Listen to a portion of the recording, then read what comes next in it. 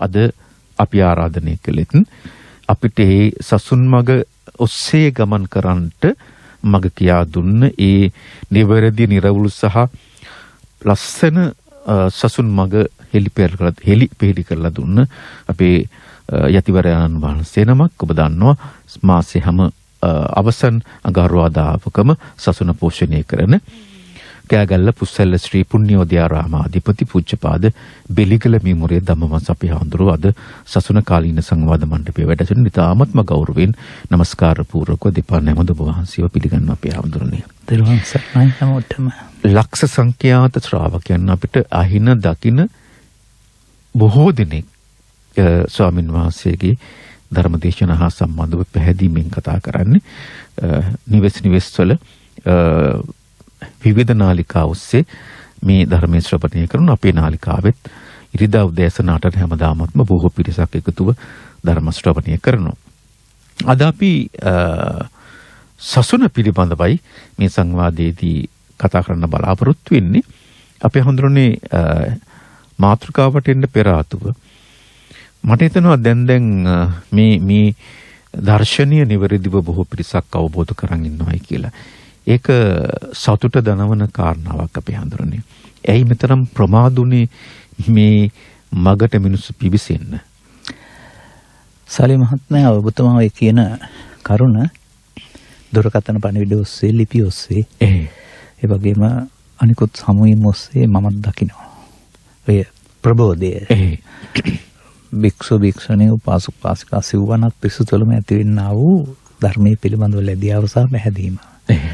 ප්‍රමාවෙන් හේතුව මම දකින්නේ සද්ධර්මයේ අරුත්තටපත් වීම. කාගේවත් වැරද්දක් නෙමෙයි ඒක. තථාගතප්පේදස් ධම්ම විනයස්ස භික්කවේ වියටෝ විරෝචිත නෝපටිච්චන් ඕනේ. ධර්ම විනය කියන කාරණාව ධර්ම විනය පදේ අර්ථය පවා නිවැරදි නැහැ වර්තමානයේ. ඒකට වැසුනොත් බබලන්නේ නැහැ. විවෘතුනොත් බබලනවා.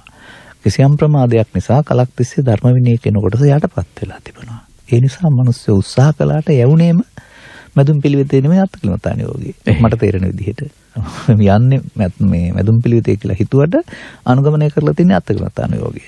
ඉතින් ඒ නිසා ප්‍රතිඵල ලැබෙන්නේ නැහැ. දැන් එහෙම නෙමෙයි ඒක අපිට ත්‍රිපිටකයේ සම්පූර්ණයෙන් සමස්තයක් වශයෙන් කියවලා මේක වෙන්න ඕන දේ අපි සරලව කියන්න දන්නවා. කියනවා තමයි අපිට ප්‍රතිඵලක් තියෙනවා. මම ගැන කියන්නේ මට මගේ පිළිවෙත ගැන සැක නැහැ. ඔබට සැකද කියලා මම අහන්නේ. මට සැක නැත්නම් ඔබට සැක නැති වෙන්න ඕන. අන්න එහෙමයි ඒක තේරෙනකොට ඇත්ත සිද්ධි. ඉතින් අන්නේ ඒ සදහම්හි අනුගමනීය ප්‍රතිපදාව ප්‍රායෝගික දෙයක්. පොතපතේ තියෙන්නේ න්‍යාය විතරනේ. පොතපත න්‍යාය. ප්‍රායෝගික වෙන්න ඕන අපි. අන්නේ ප්‍රායෝගික වෙන්න පාර තිබුණ නැති එක තමයි තේරුම් ගන්න අපහසුන කාරණාව. දැන් මේක පැහැදිලි වෙනකොට තේරෙන අය අනුගමනය කරනවා.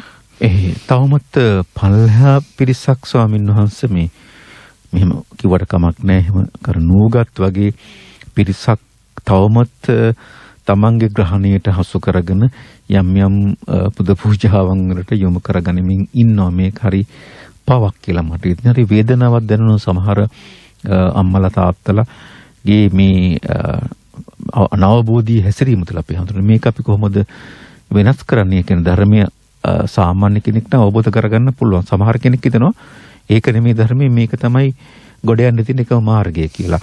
මහා මාර්ගයේ පට්ටමත් දහනේ සිරපු දෙයක් නැතුව පාගමන් යාම මේ ආදී කාරණා තවත් දකිනවා මම අපේ හඳුනන්නේ. මමත් දකිනවා භික්ෂු සමාජය පුලවාවක තවමහර විට සලිමාත්‍ය මෙහෙමයි. බාහිර එක කාරණයක් තෝරාගෙන ඕක අනුගමනය කරයි කියලා මේ වැඩේ වෙන්නේ. ඒක කාරණා හොඳයි ඔක්කොම. මස් මාංශ අනුභව නැති එකත් හොඳයි. හරි වනාන්තරේ ඉන්න එකත් හොඳයි. ඒකාංශුකූලික වෙන එකත් හොඳයි. අන්න ඒ ඕනේ දෙයක් නැත්නම් හොඳයි. සත්ත්ව හිංසාවන කරනවා නම් හොඳයි.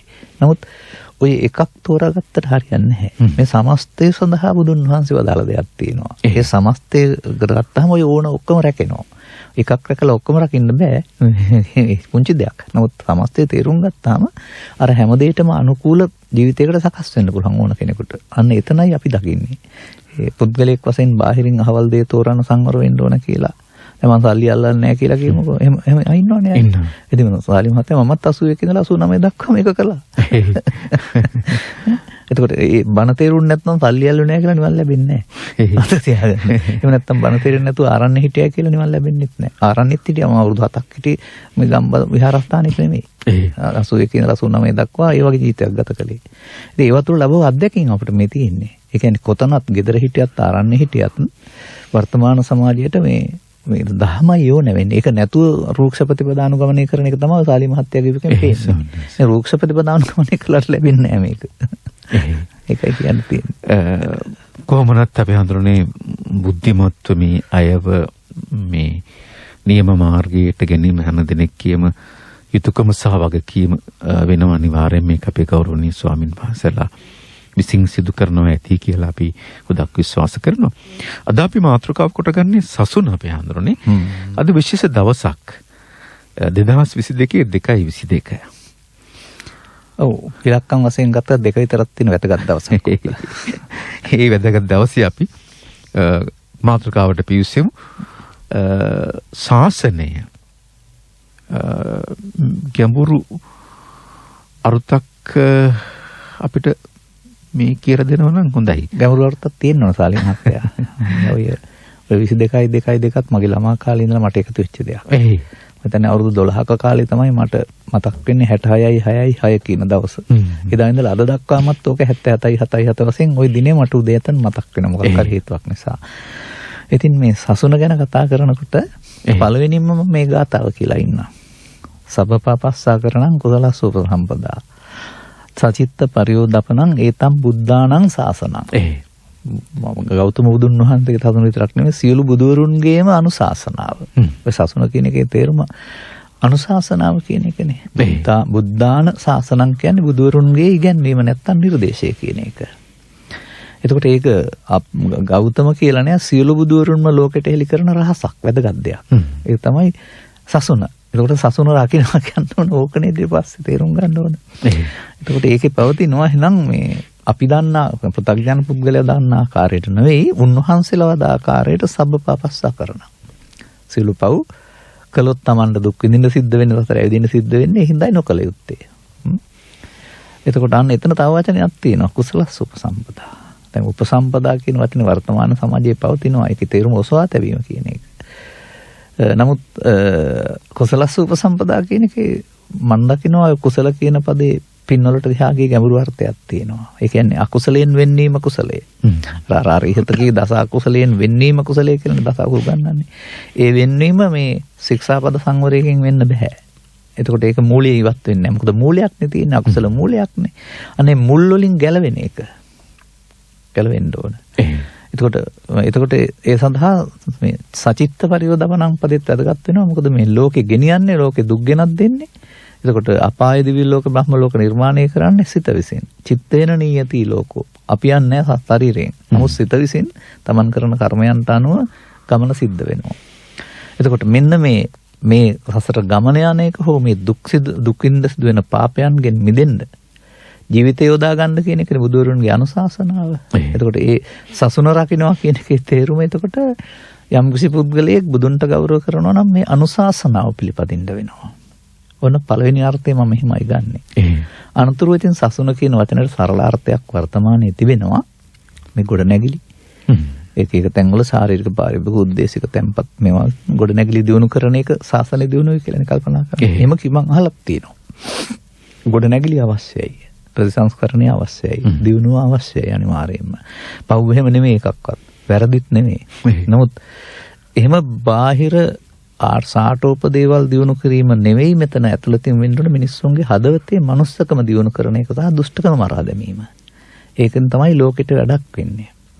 අර මම ඇහෙන දේවල් සාමාන්‍යයෙන් කියන්නේ මේ සමහර ගිහි සමාජයයි කියනවා මේ ලංකාවේ හොයාගන්න බැරිලු මේ වැඩ ඉවරෙච්ච නැති පන්සලක්. මොන්දාම වැඩලු පන්සල. මොනවා හරි.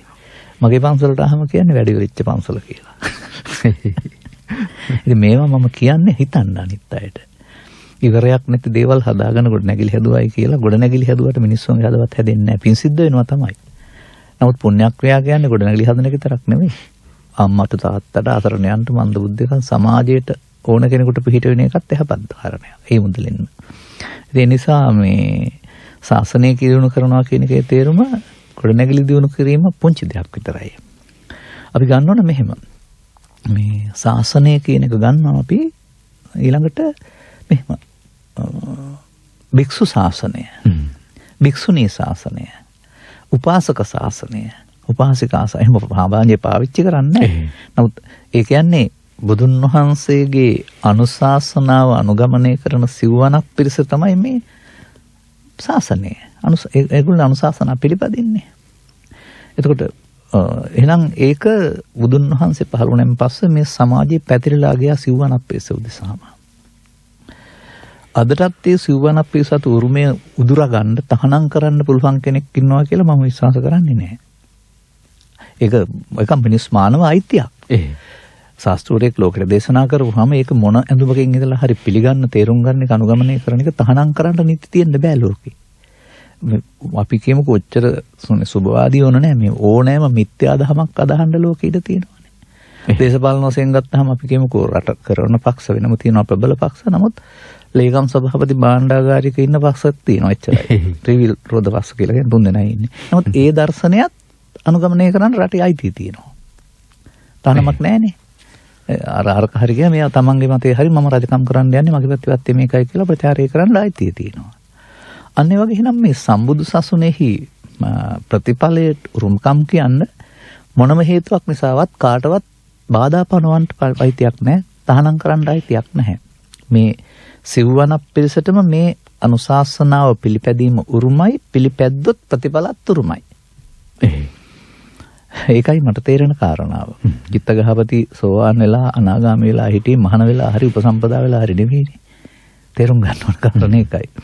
චන්දතියමත්යා අතාපිට රහතන් වහන්සේ කෙනෙක් උනේ මහාන වෙලා හරි උපසම්පදා වෙලා හරි නෙමෙයි. එතකොට බාහ්‍ය දාරචූරිය ගවයෙක් කනලා මේ යන්නේ ආර්ය පුද්ගලෙක් වෙලා අර ඇඳුමෙන්ම. මේවා හිතන්න මම මේ කියන්නේ. මේ බාහිර ඇඳුමක ක්‍රියාකාරයක් නෙමෙයි මේක ආධ්‍යාත්මික විප්ලවයක්.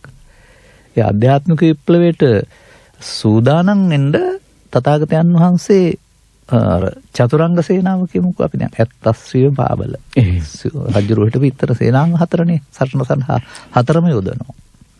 ඒ වගේ තථාගතයන් වහන්සේගේ අවසර ලැබුණා භික්ෂු භික්ෂුණී උපාසක උපාසිකා සිව්වනක් පිරිස මේ චතුරංගනේ සේනාව. මේ ක්ලේශස් හමුදාව පරාජය කරන මාර්යා පරාජය කරන හමුදාව මේ.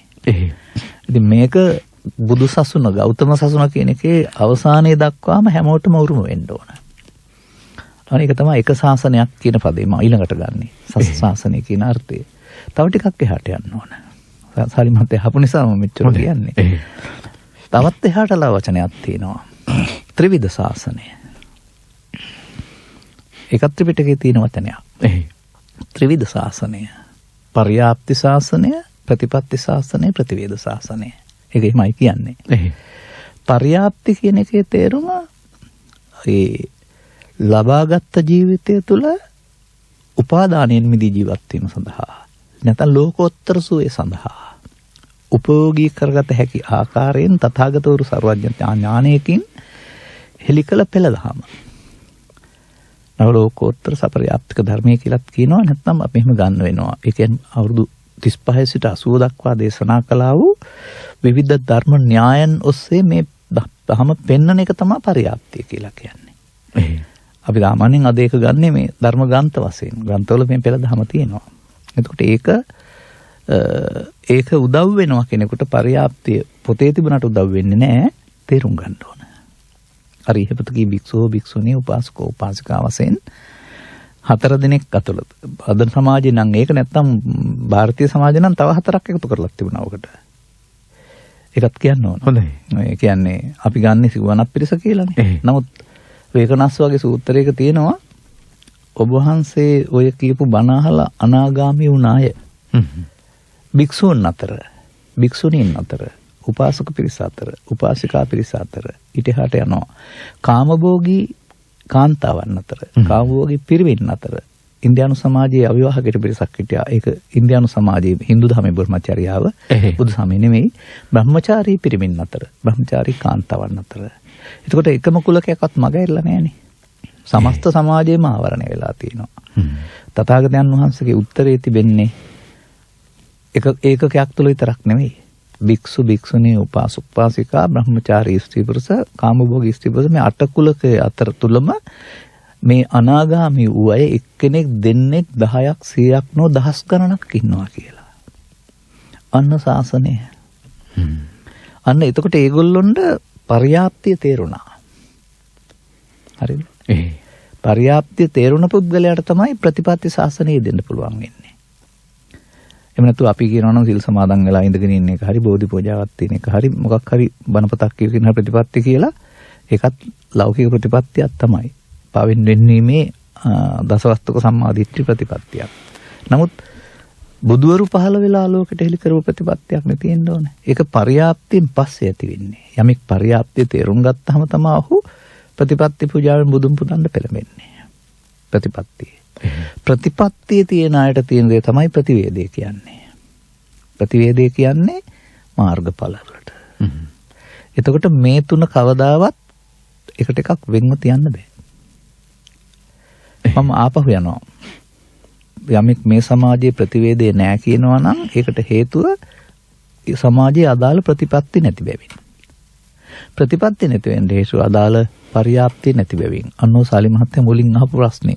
මේ තරම් මේ සමාජයේ පමා වුණේ ඇයි මෙතෙන්ද එන්න? පර්යාප්තිය අරුත් ගන්නවා ගැනීම ගැඹුරු නැති බැවින්. වැරදි සහගත බැවින්.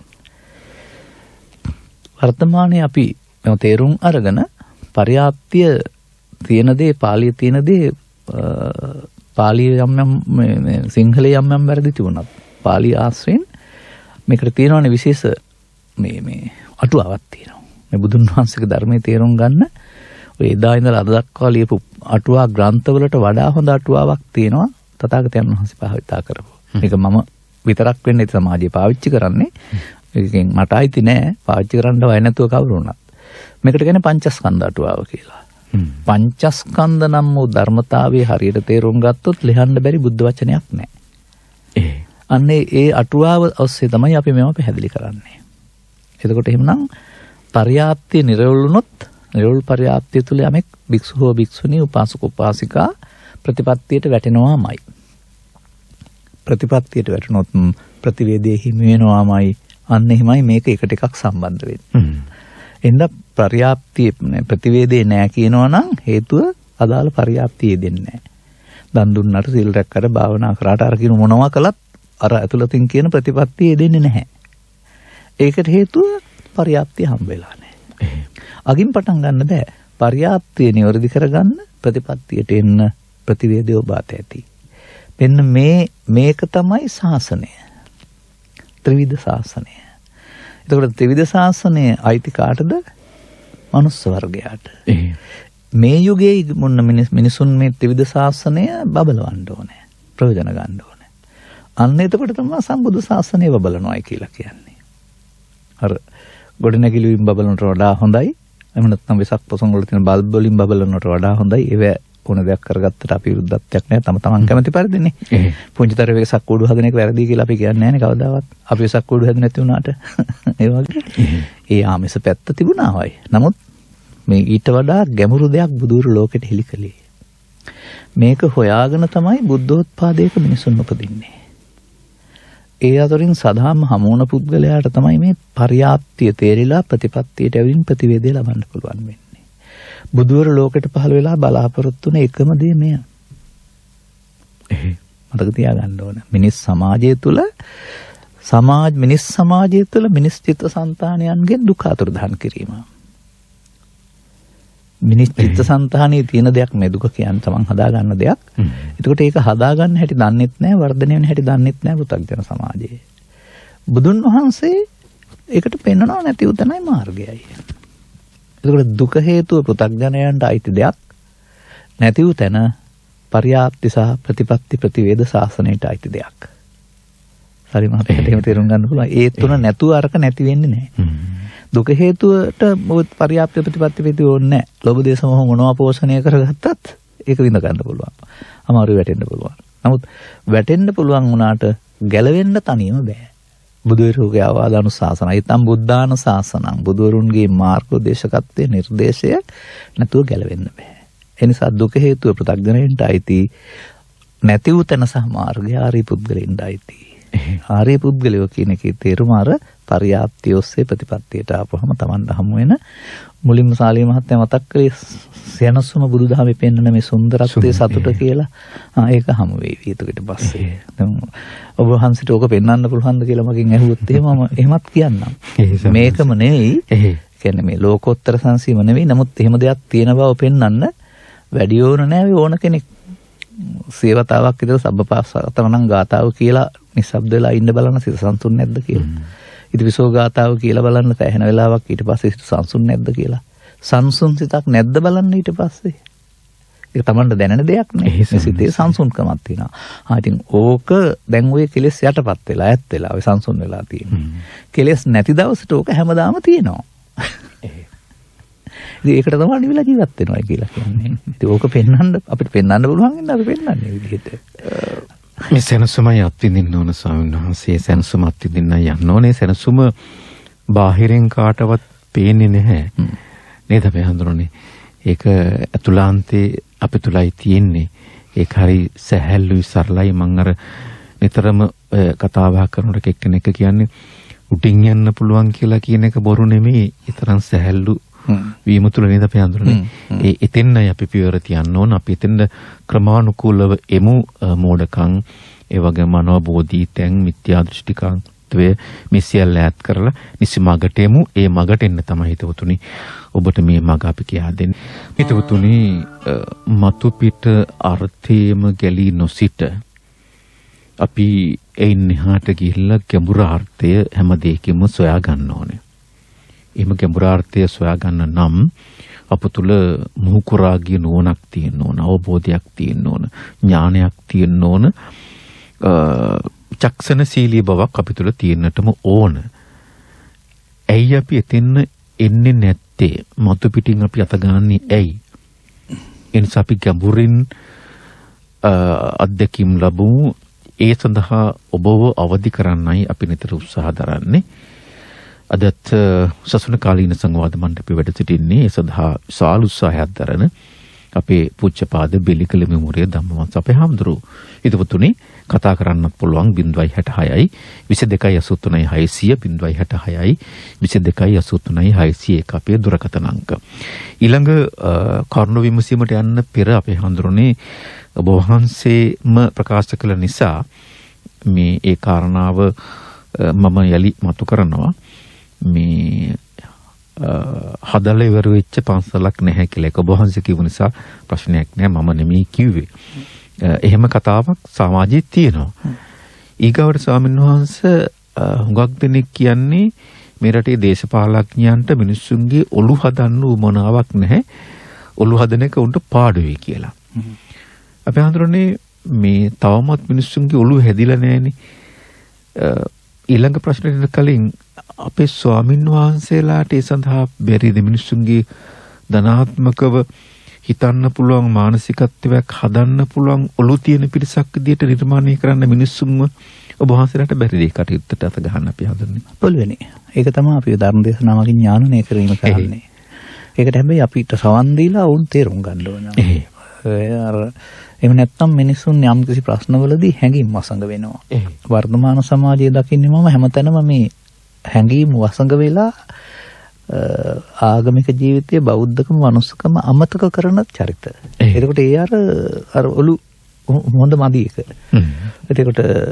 එතකොට ඔලු හැදුවොත් ඒගොල්ලෝ ඒ තාරණ පීඩනය තරම් ගණන් ගන්න නැහැ. ඒවා සමාජයේ සිදුවන වෙනස්කම් හැමදාමත් මෙල ඉහළ යනවා පහළ යනවා තෙල් මිල අඩු වෙනවා ගම් අතරු ගලනවා. ඔක තියෙනවනේ ලෝකෙ. කෑ ගහන්න දේවල් නෙමෙයි මුණ දෙනවා ඇරුණා නේ. සදායි සම්පන්නව. නමුත් මේවා දේශපාලනකෙන්න මේවා වාසි. ප්‍රශ්න හදලා පෙන්නන්න.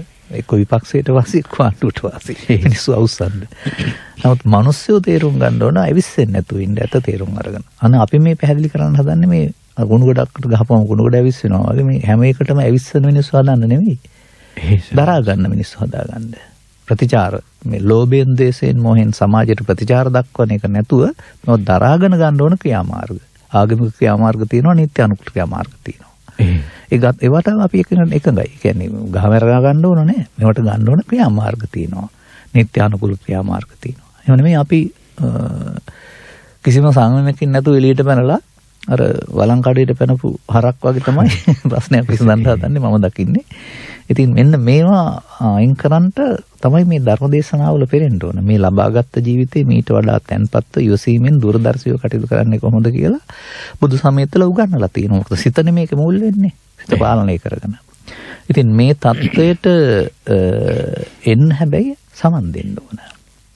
සමන් දුන්නේ නැතුවම පාසල් අධ්‍යාපනය තුළ අපි එක තැනක හිර වෙනවා. මේ පරම සත්‍ය ශික්ෂාපද සමාදානේ අපි පන්සල් රකින්නවා කියලා කියයි. නැත්නම් අපි සිල් රකින්නවනේ කියලා කියයි. නමුත් මම දකිනවා පරම සත්‍ය ඕක නෙමෙයි ඉතිහායෙන් තියෙන්නේ කියලා. ඕකෙ තිබෙන්නේ පුද්ගලයෙක් වශයෙන් විරතියක් නැත්නම් පාලනයක් විතරයි. නමුත් මූලිය ගැලවිලා නැහැ.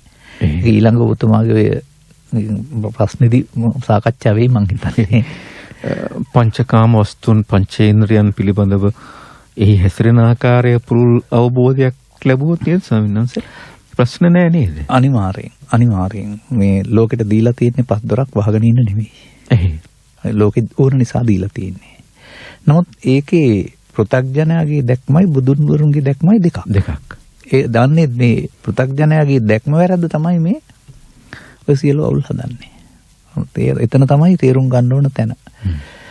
නැත්නම් මේ ඇස්පියාන ඉන්න කියලා හරි ආහාර ගන්න නැතුව ඉන්න කියලා හරි ඇඳුම් අඳින්න නැතුව ඉන්න කියලා හරි මගුල් ගෙවල් යන්න එපයි කියලා හරිම නෑ මේක මොකක්වත්. නමුත් තියෙනවා සංකප්ප රාගෝ පුරිසස්ස කාමා නිබේධික සූත්‍රයේ ගාතාව. නේතේ කාමායානි චිත්‍රානි ලෝකේ හරි ලස්සනයි මේක තේරෙනකොට. මේ ලෝකේ ඇති කාමයක් නැහැ. බාහිර වස්තු වල ඇති කාමයක් නැහැ කියලා මේ කියන්නේ. තමන්ගේ හිතේ තියෙන සංකල්පයක් කාමය කියන්නේ. ඒ සංකල්පය විවිධයි. ඒ තමන් මේ හොයන සැප ලෝකේ තියෙන එකක් නෙමෙයි හිතේ හදාගත්ත કૃත්‍රිම දෙයක් බව පෙන්වන්න මේ උත්සාහය ආරි සත්‍යයි. නමුත් මේකට සම්පූර්ණ ලෝකයාම විරුද්ධයි. ඒ ඇතුළත මේ තමන් හිතේ හදාන දෙයක් තලු මරනවා කියන පිළිගන්නේ නැහැ. මොකද්ද ඔකට පෙන්වනවා මේ සුඛන්ති දිත්තං අරියේහි සක්කාය සූපරෝධනං කියලා ගාතාවක්. ආර්යයන් සක්කාය නිරෝධයේ සැප වශයෙන් දකිනවා. ආර්යයන් කියන්නේ බුදුන් වහන්සේ ඇතුළු පුරුදු. නමුත් සුඛන්ති දිත්තං අරිය සක්කාය සූපරෝධනං පච්චනේක නිදං හෝති සබ්බ ලෝකේ. සියලු ලෝකයා මේකට විරුද්ධයි. ඔවුන්ට පෙනෙන එකක්. ඔවුන්ට අර බාහිර ලෝකේ සැප තියෙනවා කම්මස්තු වල. ඉතින් ඒකනේ හොයාන යන්නේ. තරංගේ පොරේ තියෙන ඒකනේ. ඉතින් මේ පොරය ඊට පස්සේ තනියෙන් අයිති කර ගැනීම වෙනුවට සාධාරණ ලෙස බෙදා ගන්න පුළුවන් වෙනවනේ කාටත් අයිති කවුරුත් විදින එක තේරුම් ගත්තාම. ඒ නිසා කාම ඒසනා නෙමෙයි බුදු සමයේ තියෙන්නේ. කාම ඒසනා කියන්නේ කාමයේ පිටපස ලොහ බැඳ ගිහින් හොයන එක. කොතරම් එහාට ගියත් ඒක මිරිඟුව පස්සේ යරුනම ඇති වෙන්නේ හම්බුන කෙනෙක් මේ ලෝකේ නැහැ. තව එකක් තියෙනවා භවයේසනා කියලා. ඒකත් බුදුන් වහන්සේ පහළ වෙනකොට හිටපු අය කැලේට ගින් හොයපු එකක්. බුදුරජාණන් වහන්සේ මිනිස්සුන්ට ඕගන්න අපිට තමයි බ්‍රහ්මචාරීසනා. බඹසර හොයන. අන්න ඒකයි අපි හොයන්න ඕන කාරණා. ඔය ඥානනය කිරීමේදී ලබාගත් ජීවිතේ කනබුන දෙන එක තහනම් කරන්න ආගමක් නැහැ. අමතාත්ත බලා ගන්න දරුවන් හදා ගන්න තහනම් කරලා හරියන්නේ නැහැ නේ. සමාජයේ ඕන දේවල්නේ. ඒවක් කරන්න ඕන. නමුත් ඒක තුල මිනිසාගේ දැක්ම නිවැරදි කරගන්න වෙනවා. දැක්ම නිවැරදි වෙන්නේ නැතුවම තමයි මේ අවුල් ඉස්සරහට එන්නේ. සැප පොදු නෑ නේද අපි හඳුරන්නේ. තම තමන් අල්ලාගත්තේ එක තමයි අපි සැපයි කියලා කියන්නේ නේද? ලෝකෝත්තර සැප තමයි පොදු වෙන්නේ. ලෞකික සැප පෞද්ගලිකයි. ඔව් ලෝකෝත්තර සැප පොදුයි. ලෞකික සැප දුකත් පෞද්ගලිකයි. එක එක්කනට දුක් තියෙන එක කාරණානේ. ඒක තේරුම් ගන්න ඕන. එහෙනම් ඉතින් හැමෝම හැම දෙයකටම ආසාව වෙන්න බෑ කැමති. හැමෝම හැම දෙයකටම දුක් වෙයි නැත්නම් සැප වෙන්නේ. එහෙම වෙන්නේ නැහැ නේ. අපි හඳුරන්නේ ශාසනය මේ දියුණු කරන්න පණ ගන්නවන්න. ඒ කියන්නේ දැන් ඒක ඒ පණ ගැනීමට පුළුවන් කාටද කියලා. ඔව් දැන් දෙතරම් පණ ගන්නවා කියන එක දැන් සාමාන්‍යයෙන් මැරිච්ච මිනිහෙකුට පණ දෙනවා කියලා ගන්න ඕනේ නැහැ ඕක. නමුත් මේ ශාසනයේ පණ තමයි අවුරුදු 1200ක් 300ක් දක්වා ලංකාවේ ඉන්දියාවේ තිබුණායි කියලා කතා කරන මාර්ගඵල සහිත භික්ෂූන් භික්ෂුණීන් උපාසක උපාසික සිවණක් පිරිස අන්න පණ. එතකොට ඒ පණ නැතුව ගියා. ඊට පස්සේ මතයක් ආවේ මාර්ගඵල දැන් ඉවරයි. අනාගත බුදුහාමුදුරන්ගේ කාසෙන් මාර්ගඵල ලබන්න. ඒක ප්‍රචලිත මතයක් සහ බරපතල වැරදි මතයක් වෙලානේ තියෙන්නේ. ඔතනනේ ඉන්නේ ඊට පස්සේ. ඒ මොකක්වත් නිසා නෙවෙයි. පරියාප්තිය යට යාම තුළ ප්‍රතිපත්තිය නැතිවීමෙන් ප්‍රතිවේදේ නැති වුණා. මම නම් එහෙමයි ඒකේ දකින්නේ. එහෙනම් දැන් අර ඒතම් බුද්ධානම් ශාසනන්නේ පණ ගන්නන්න මොකක්ද ඕන? සබ්බපාපස්ස අකරණම් තැනට යන්න එපා. දැන් වර්තමාන සමාජයේ බැලුවම හරි සතුන් මරන්නේ නැහැ කියලා කියනවා. කියනවනේ ශික්ෂාපදයෙන්. මම පාණපාතේවරමනේ ශික්ෂාපදං සමාදියාමි. හැමදාමත් කියනවා. හොඳයි ඔය කෙනෙකුට උගුලකට අහු වෙලා ඉන්න සුනකෙක් දැක්කොත් ලෙහලා යවන්න හිතෙයි. බලුමස් කන්න නැති හින්දා. හාවෙක් දැක්කොත් මිහිමින්නෙක් දැක්කොත් එයාගේ ජීවිතේ බේරන්න හිතෙනවද මස් රහ මතක් වෙනවද? මස් රහ මතක් වෙනවා. ඒ කියන්නේ සතුන් මරන්නේ නැහැ කිය වචනේ කිව්වට ඒ වෙලාවට ඇතුළතින් ඉන්න අර මාංශ මේ ලෝභය විසින් ඝාතනයට යොමු කරනවානේ. ඒක පිටින් පොරොන්දු වෙලා හදන්න බෑ. ඇතුළතින් තේරෙන්න. අර සංගෙවිලා තියෙන අය අතරින් එක්කෙනෙක් එළියට එනවා. එයා එළියට එනවා. ඉතින් ඒ නිසා අර කන් නැති සතාට විතරක් ජීවිතේ දීලා හරියන්නේ නැහැ. මොන අනිත් සතාටත් ජීවිතේ දෙන්න ඕන. හොරකම් කරන්නේ නැහැ කියනවා. කියමනට කියනවනේ. මට තියෙනවා ප්‍රශ්න සාලි මහත්තයා. මේ වර්ෂාපතනය පිළිබඳව මම බලන් ඉන්නේ අවුරුදු 18 ඉඳලා. මේ හැල මහ මාරු වෙන එක මේවා පිළිබඳව මට තියෙන්නේ මේ සමහරවිට කියනවා මේ කාල විද්‍යාඥයෙක් කියලා. සමහර අය කියන්නේ කාල විද්‍යාඥ මාර්ථයට කියනකට වඩා මම නැකී කියන වෙලාවකට. මේ තුල මට පේනවා පසුගිය මාස 6-7 දෙසැම්බර් වක දක්වා පුදුම වර්ෂාපතනයක් වැස්සේ. ජලාශවල. මට විශ්වාස නැහැ මාසයකමාරකින් විදුලිය දෙන්න බැරි වෙන්න ජලය හිඳුනේ කොහොමද කියලා.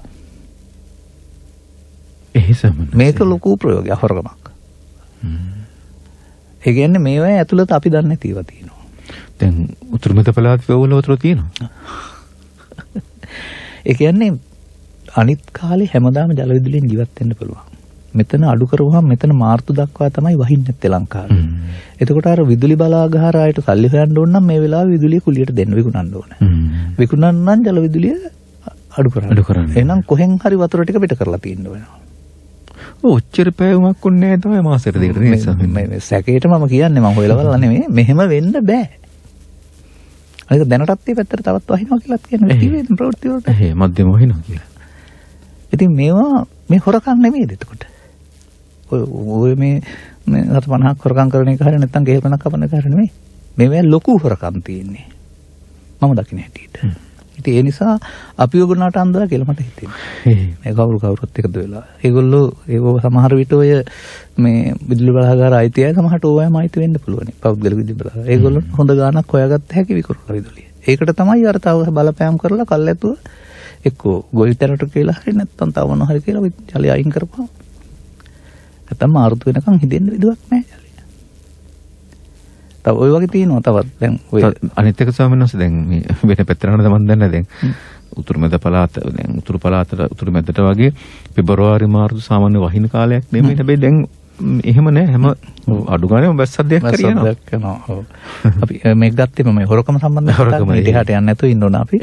එතකොට මහා පරිමාණ හොරකම් තව කොච්චර තියෙනවද රටේ තොටේ?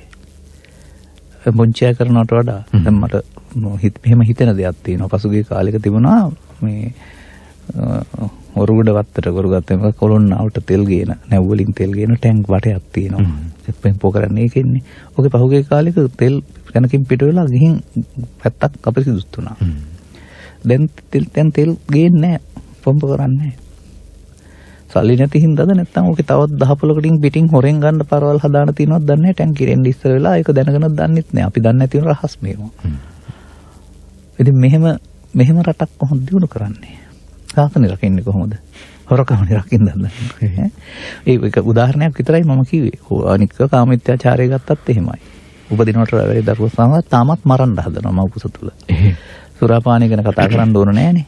ඉතින් මෙන්න මේ විදිහට පන්සිල් කීවට පන්සිල් රකින්න නැති සමාජයක් වුණාම එතකොට සාසනය කොහෙද තියෙන්නේ?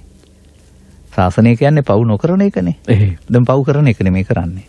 එන් සාසනය පුබුදවන්න සාසනය නැගිටවන්න එහෙනම් පව් කරන අය පව්ලින් මිදෙන්න වෙනවා. එහෙම නෙවෙන්න ඕන. එතකොට ඒක මම කරන්නේ නැහැ කියලා පොරොන්දු වුණාට වෙන්නේ නැති බව තමයි මම ওই ශික්ෂාපද සමාදානෙන් පෙන්වුවේ. එහෙම කරන්නේ නැති නයින්නත් පුළුවන් ප්‍රතිපත්තියක් වශයෙන්.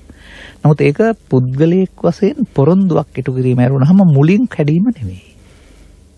ලෝභ දේශ මොහ මූලයන් කැඩීම නෙමෙයි ඒවා තියාන. ඒ නිසා තමයි අදාළ වෙලාවට වෛර කරන්නේ නැති කෙනා වෛර කරන්නේ. මරන්නේ නැති කෙනාට මරන්න හිතෙන්නේ. බොරු කියන්නේ නැති කෙනා බොරු කියන්නේ උසාවියට ගිහින්. ඒ වගේ ඒ චිත්ත අභ්‍යන්තරයේ ගෙනාපු කිජුකම ඉවර වෙලා නැහැ. නමුත් මෙන්න මේක නැති දවසට ලෝභක්ඛය දේශක්ඛය මොහක්ඛය මේක නැති දවසට සත්තුන්ට මේ ඌලේ වටනවා දැක්කහම සුනකයයි හාවයි දෙන්නම් බෙල්ලයයි. මම කියන්නේ. එතකොට හොරකම කියන එක මහා පරිමාණ ප්‍රතිපාන පල්ලෙහාට යයි. මෙන්න මේක තේරුම් ගන්න ඕන කාරණා. අපි යම්තුමක් තියෙන අපි හඳුනන අරගෙනීම ආයිබෝවන්. ආයිබෝවන් තෙරුවන් සරණයි මන් තිලකරත්න පුලියක්ගෙන් කතා කරන්නේ. ඔව් මහත්තයා. මෙහෙමයි දැන් මගේ මේක අපේ ස්වාමීන් වහන්සේට යෝජනා ඉදිරියට තමයි මම ඉපත් කරන්නේ. ඉතින් මගේ අදහස නම් මේ දැන් ඔය ස්වාමීන් වහන්සේ සඳහන් කරා ලංකාවේ පන්සල් හදනවා ඉවරයක් නැහැ කොහෙවත් හදලා වෙච්ච පන්සලක් නැහැ කියලා. ඔක ඇත්තටම පන්සල් වල විතර නෙමෙයි ආරණ්‍ය සේනාසනවලත් පොදුයි. ඉතින් ඒ නිසා මේ වෙලාවේ ලංකාවේ ඇත්තටම දැන් භික්ෂුන් වහන්සේලා ලොකු විජයක් තියෙනවනේ. ඒක අපි පිළිගන්න ඕන. සමහර පන්සල් තියෙනවා විශාල රජ මහා විහාර නමුත් දායකයන්ගේ ආගම වැඩ කරන්න ඉන්නේ එකම එක භික්ෂුවයි පන්සලේ. ඒක අපේ ගමේ පන්සලෙත් එහෙමයි කොහෙත් එහෙමයි. එතකොට පුග්නෑල් දිස්ත්‍රික්කයේ විතරක් විහාරස්ථාන 100කට ආසන්න පිටක් තියෙනවා වැහිලා භික්ෂුන් වහන්සේලාගෙන්. නමුත් අපේ ස්වාමීන් වහන්සේලා මානව සම්පත හදන්න අවධානය යොමු කරන්නේ නැතුව ගොඩනැගිලිම හදනවා. එතකොට මම කෙලින් අපේ ස්වාමීන් වහන්සේලාට චෝදනාවක් කරන්නේ නැහැ. නමුත් මම අපේ ස්වාමීන් වහන්සේලාට විහාර ස්වාමීන් වහන්සේලාට ආරණ්‍ය සේනාසලා ඉන්න ස්වාමීන් වහන්සේලාට යෝජනා කරන්නේ මේ වෙලාවේ ගොඩනැගිලි හදන එක පොඩ්ඩක් නතර කරලා මානව සම්පත අපි දන්නවා තායිලන්තේ බුරුමේ කාම්බෝජිය ලාओस වගේ රටවල භික්ෂුන් වහන්සේලා ලක්ෂ 4කට 5කට වැඩි ඉන්නවා. කුඩා ළමයි ඉස්කෝලේ කාලේ පැවිදි වෙනවා තාවකාලිකව. තායිලන්තේ පැවිදි වෙලා නැත්නම් කහල් බඳින්නත් අමාරුයි. ඒ රටවල සංස්කෘතිය වෙනස්. නමුත් අපේ රටේ පොඩි ළමයි පැවිදි කරොත් ඒකට විවිධ සංවිධාන වෙනවා අවියම හොරාගෙන. ඒ වගේ දෙයක් නේ ඉඳලා රජයේ බුදු ශාසනයේ සම්බුද්ධ බුදුහාම රැකගන්න ආරක්ෂා කරන්න උවක් සාවෙ මෙතන ඉන්නකොට කවදාවත් කරෙන්නේ නැහැ. ඒ නිසා ස්වාමීන් වහන්සේලා දැනගන්න ඕන මේවට පිළියම් යොදලා අනාගතයේ බුදුදහම රැකගන්න සාධර ගන්න මේ ඉන්න බෞද්ධ ටික රැකගෙන කොහොමද ඉදිරියට බුදුදහම අපේ රටේ ලෝකෙට දෙන්නේ කියලා. මේක තමයි මගේ අදහස. බොහොම ස්තුතියි. හොඳයි ඊතරම් තරණය ඔබතුමාට. ඔව් එතුමා කිව්ව අදහස තමයි අපිත් කිව්වේ. අපි පන්සල් කියන වචنين ආරණ්‍ය බැහැර කරන්නේ නැහැ. ඔක්කොම පූජනීය ස්ථානයකට ගන්නෙ. වර්තමානයේ ඇත්තට මේ මූල්‍ය හිඟයක් තියෙන කාලෙත් මේවා නැත්තට කමකුත් නැහැ. අත්‍යවශ්‍ය කොට නෙගිල නෙමෙයි හදලා තියෙනවා. හදාගන්න මත් පෙරම්පුරු නැතුවට ඉස්සරහට හදන්නද පරිස්සම් කරාට කමකුත් නැහැ. පරිස්සම් කරන්න ඕන කඩන්න කියන්නේ නැහැ එකක්වත් අපි. නමුත් අර මානව සම්පත හදන්නට ගෞතම සසුන තුළ මිනිසාට සැනසීමක් තියෙනවා කියන විශ්වාසය ස්ත්‍රී පුරුෂ කිසි පැවිදි ભેදයෙන් තොරව දෙන්න ඕනේ. ඒකයි මානව සම්පත හදන විදිහ. තේරුම් ගන්න ඕන කාරණා. මේ සමගාමීව යන්න ඕන දෙකම නේ. ඔව් අර පැත්ත අතහරින්නේ අපි කවදාවත්. නමුත් ඒක අතහැරලා මේ පැත්තට ගියාපුවම මමත් දැක්ක කාරණයක් ඕක. මේ යම් තැනකදී මම දකිනවා මේ සජීවී භික්ෂුන් වහන්සේලා වෙනකොට බුදුන් වහන්සේත් එක්කලා ප්‍රතිමා විශාල ප්‍රමාණයක් හදලා තිනවා යම් තැනක යම් කාලයක. අද ඊයේ නෙවෙයි. තැනත් එක කියන්න ඕන නෑ. ඊට පස්සේ වසංගතයක් වෙලා හැම පන්තලක් ගානෙම ආරණ්‍යයක් ගානෙම මේ හාමුදුරු අඩුව සපරන්න හදන්නේ පිළිම හදලා. ඉතින් ඉන්දි හාමුදුරුවෝ විදියට හැබැයි දානෙට වහන්සේකුලට බණ්ඩ පිළිතර එන්න බෑ ඒගොල්ලන්ට. ඕක හදුවයි කියලා. ඉතින් ඒ නිසා මේ සසුන සම්බන්ධයෙන් ගත් කල මේකට ආකර්ෂණීය ස්වභාවයක් ඇති වෙන්න ඕනේ. මේක තුළ ප්‍රතිඵල අනාගත බුදුහාමක ශාසනයේ තියෙන කියලා සසුන්ගත කරන්න බෑ.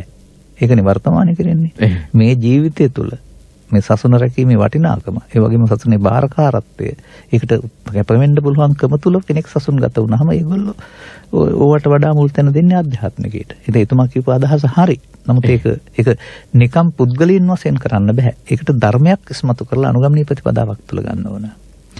අපි ඊටු ටිකටත් යමු තව ටිකක් තියෙනනේ. එතකොට ඒ නිසා මේ ශාසනය පණ ගන්නන්න ඕනේ මිනිස්සුන්ගේ හදවත්වල.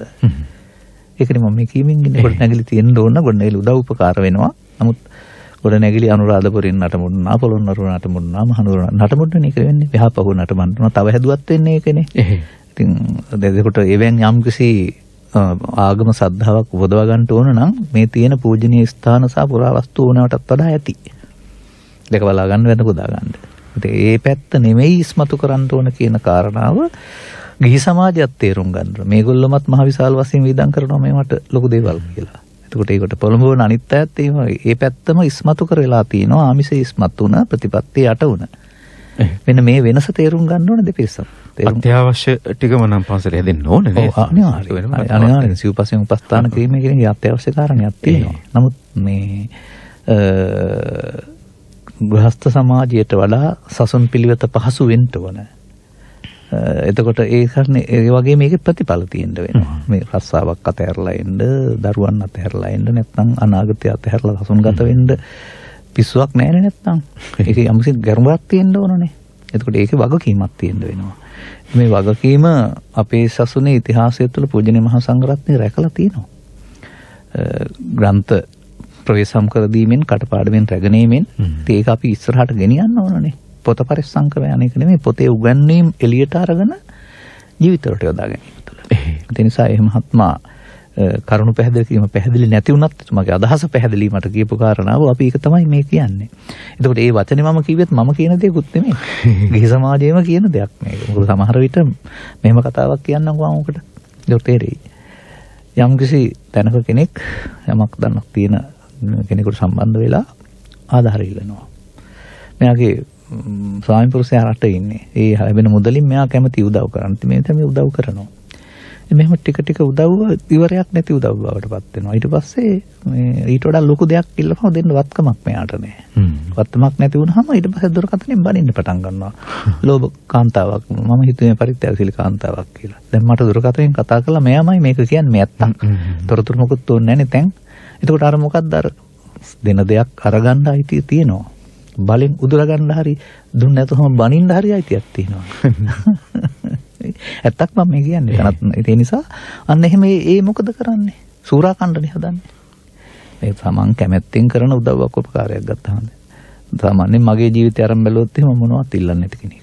ඒ වුණාට මගේ බැංකු ගිණුම බැලුවොත් එහෙම ධර්ම ශ්‍රවණය කරන අය මගේ ජීවිතයට අවශ්‍ය උදව් මම ඉල්ලන්නේ නැතුව හැමදාම කරනවා. ඒ නිසා අපි යන්න ඕන පාරේ යනවා නම් ඔය නෑ කියන අසුභවාදී ලකුණු තියෙන්නේ.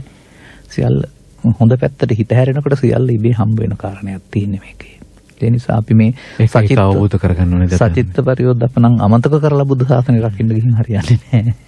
ඒකනේ වෙලා තියෙන්නේ. හොඳ පැත්තට හිත ඇදෙනකොට හුඟක් දේවල් ලං වෙනවා නේද? අනිවාර්යෙන්ම. ඔය සාමාන්‍යයෙන් කෙලෙස් යටපත් කරන් ඉන්න අය ඉන්නවා. මාර්ගඵලලාභින් නෙමෙයි මේ හිමාලය වගේ අය.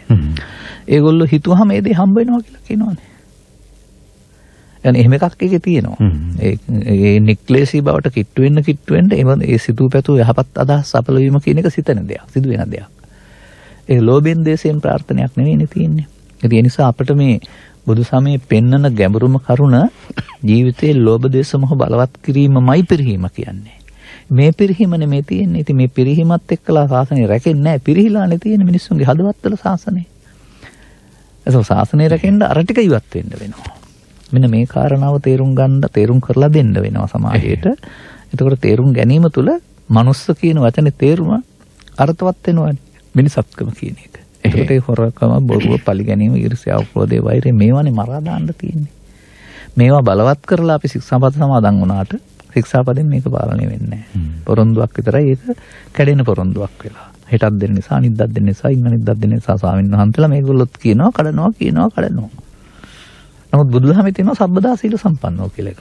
මේ බුදුදහමේ පෙන්වන්නේ මේ රෝගයේ නිදානේ මුලින් ගලවලා දාන ආකාරය. අන්න එතෙන්ට අපි යන්න වෙනවා. ඉතින් අපි මේ ශික්ෂාපද සමාදානයේ හොඳ වුණාට අර ධර්මයට උනත් පස්සේ අදාගත්ත විකල්පයක් මේක මේ. පු탁ජන සමාජයන් සඳහා. මේක හොඳ වුණාට හොඳම එක නෙමෙයි. තව ඊට එහා හොඳම එකක් තියෙනවා කියන එක තේරුම් ගන්න වෙනවා. අන්න ඒකයි. ශික්ෂාපද සංවරයට එහාගේ සංවරයක් තියෙනවා. ධර්ම විනය කියලා. ශික්ෂාපද විනය ධර්ම විනය. තව එකක් තියෙනවානේ. එහෙම නැත්නම් සීලය ආරිකාන්ත සීලය. සීලය එකක්, ආරිකාන්ත සීලය තව එකක්. සීලයට වඩා ආරිකාන්ත සීලය උසස්. නමුත් අපි හිතන් ඉන්නවා ආරිකාන්ත සීලය තමයි සීලය කියන්නේ කියලා. ශික්ෂා සමාදානයෙන් දකින සීලය තමයි ආර්යකාන්ත සීලය කියන්නේ කියලා බොහෝ දෙනෙක් හිතනවා. නෑ ආර්යයන් කැමති ආර්යකාන්ත.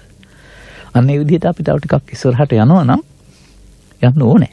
ඒක තමයි අපි කරන්න ඕන කාරණාව. එහෙම තමයි ශාසනය පණ ගන්නන්නේ කියන වචනයට මම උත්තරේ දෙන්නේ. අපි හඳුරන්නේ එක්තරා කාලයක අපි භික්ෂු ශාසනය අඩාල වෙලා පැවතුණා. අර මේ ගණින්නාන්සේලා එහෙම ගැන කතා වෙනවා.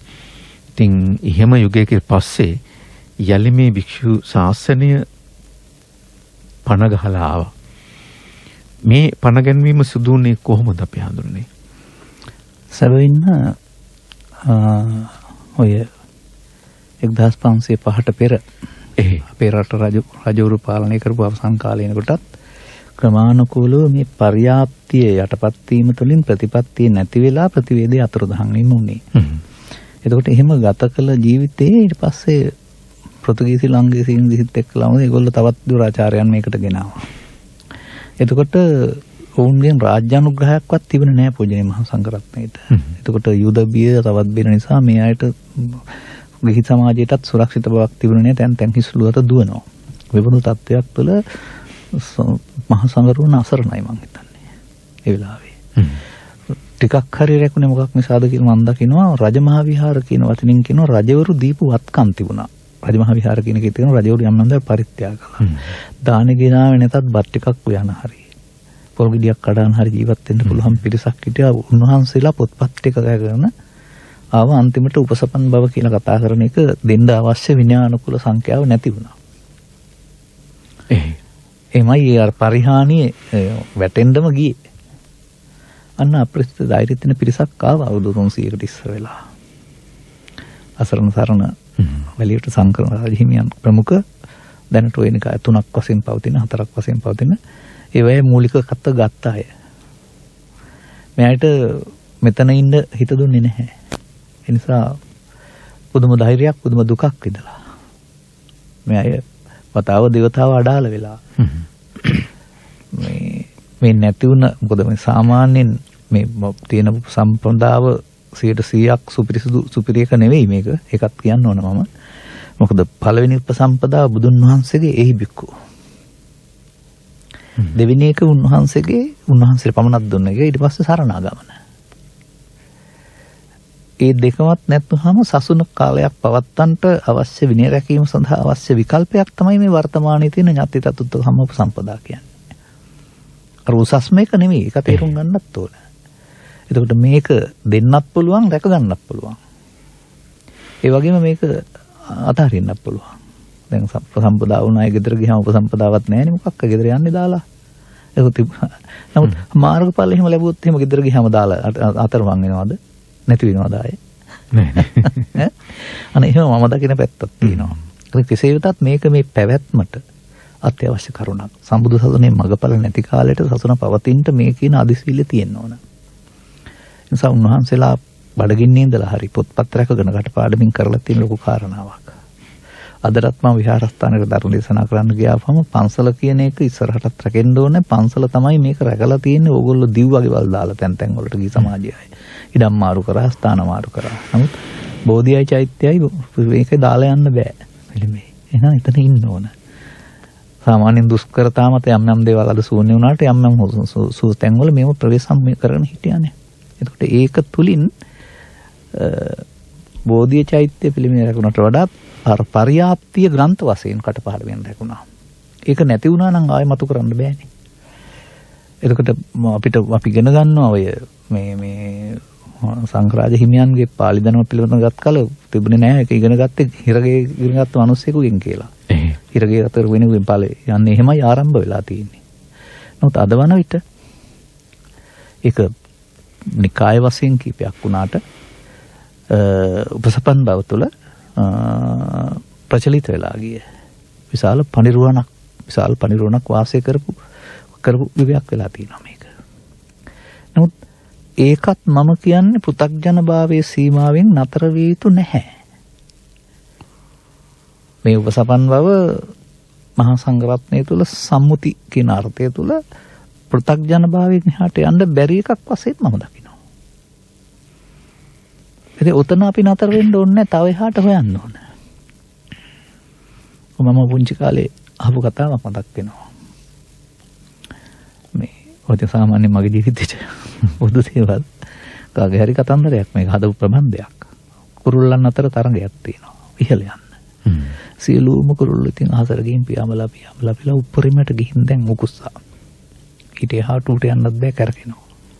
දැන් මේ උකුස්සගේ තට්ටාස්සේ ඉන්නවා පුංචි කුරුල්ලෙක් තමයි. එයා පටන් ගන්නවා එතන ඉඳලා උඩට යන්න. පුංචි උනත් ඌනේ දිනුවේ එතනින් එහාට ගිහින්. ඒ වගේ මේ යා දොරවල් වගේ ආ සසුන මහා සංඝ පරපුර යම් තාක් දුරට උගෙනක් තියෙනවා අපිට.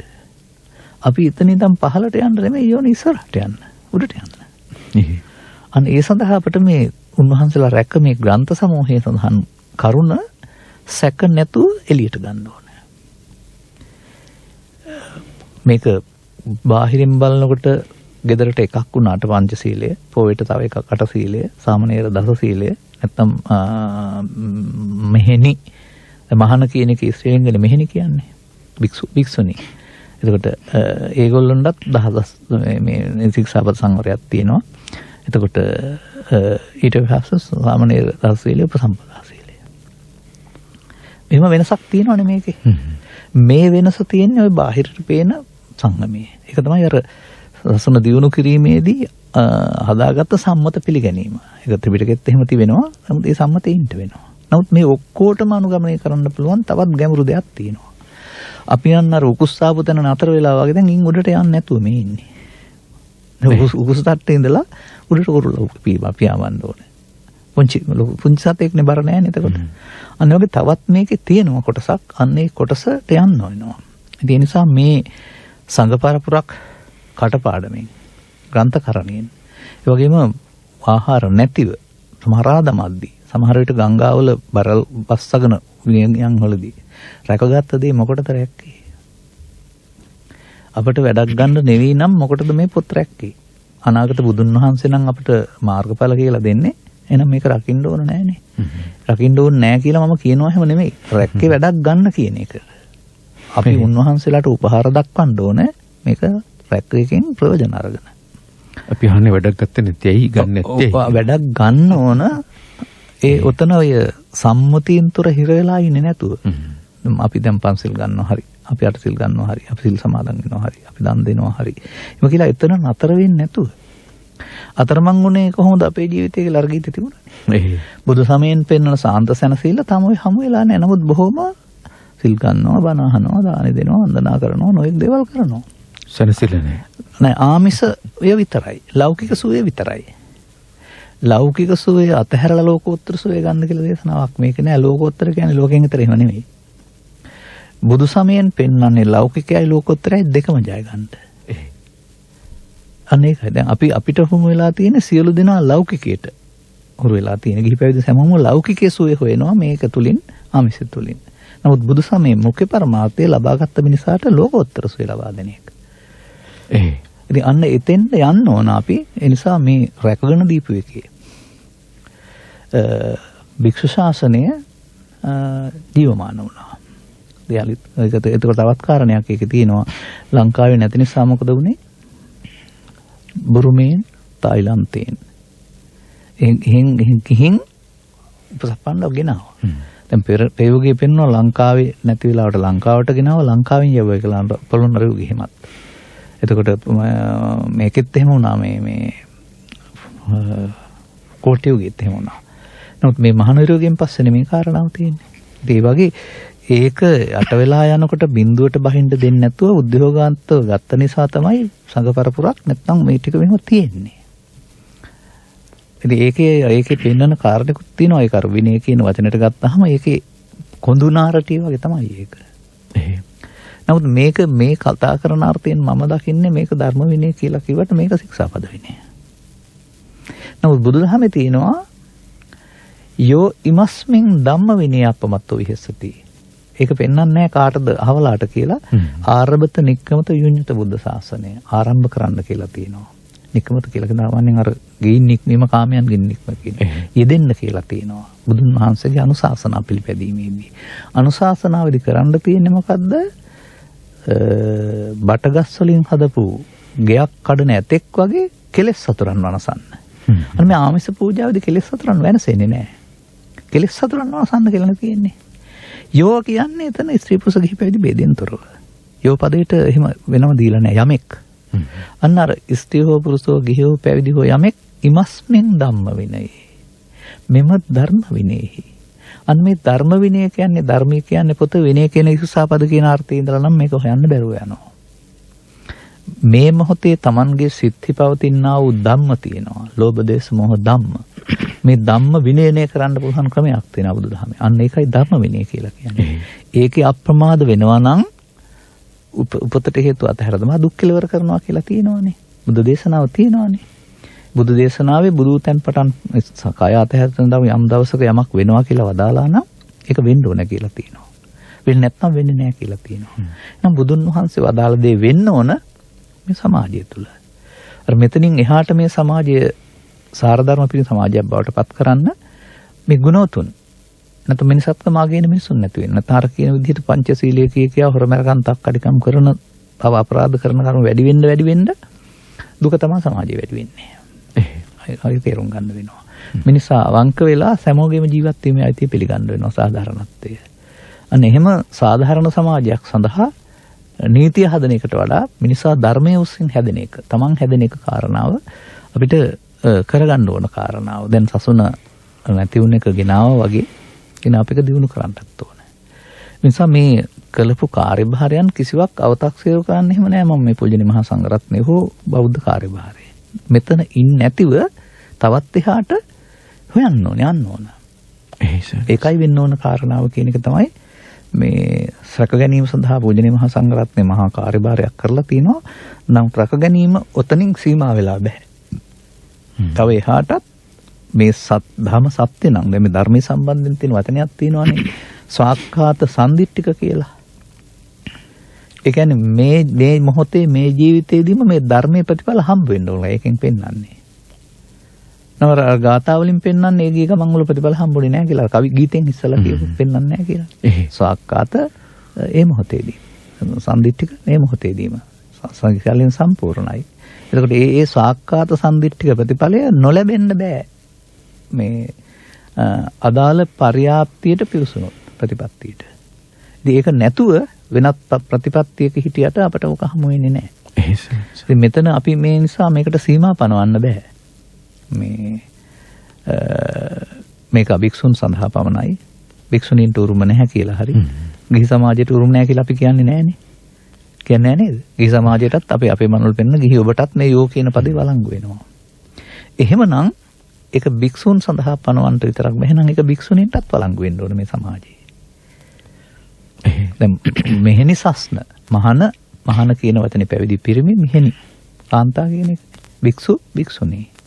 ඒකට ඒක තිබුණා නේද ආයෙඳලා.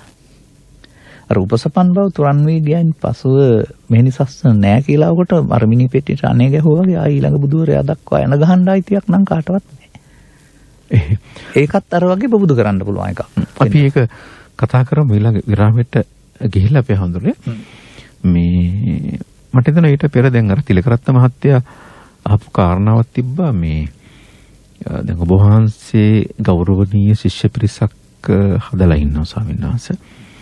මම දන්නවා විශ්වවිද්‍යාල අධ්‍යාපනය හදාරපු උන් අවබෝධයෙන් ධර්මීය අවබෝධයෙන් ඔබ වහන්සේ ළඟට විල්ලා පැවිදි වෙලා අද මේ ප්‍රෝජ්ජා ජීවිතය බොහෝම අපූර්වට පවත්වාගෙන යනවා. දැන් උපවැදි වීම බොහෝමයක් සිදු වෙනවා. ඒ අතරේ අර තිලකරත්න මහත්තයා කිව්වා අලුතෙන් දරුවෝ සසුනට ඇතුළු වෙනකොට මානව හිමිකම් උල්ලංඝනය කරනවා මේ ආදි වශයෙන් ප්‍රශ්න දානවා කියලා.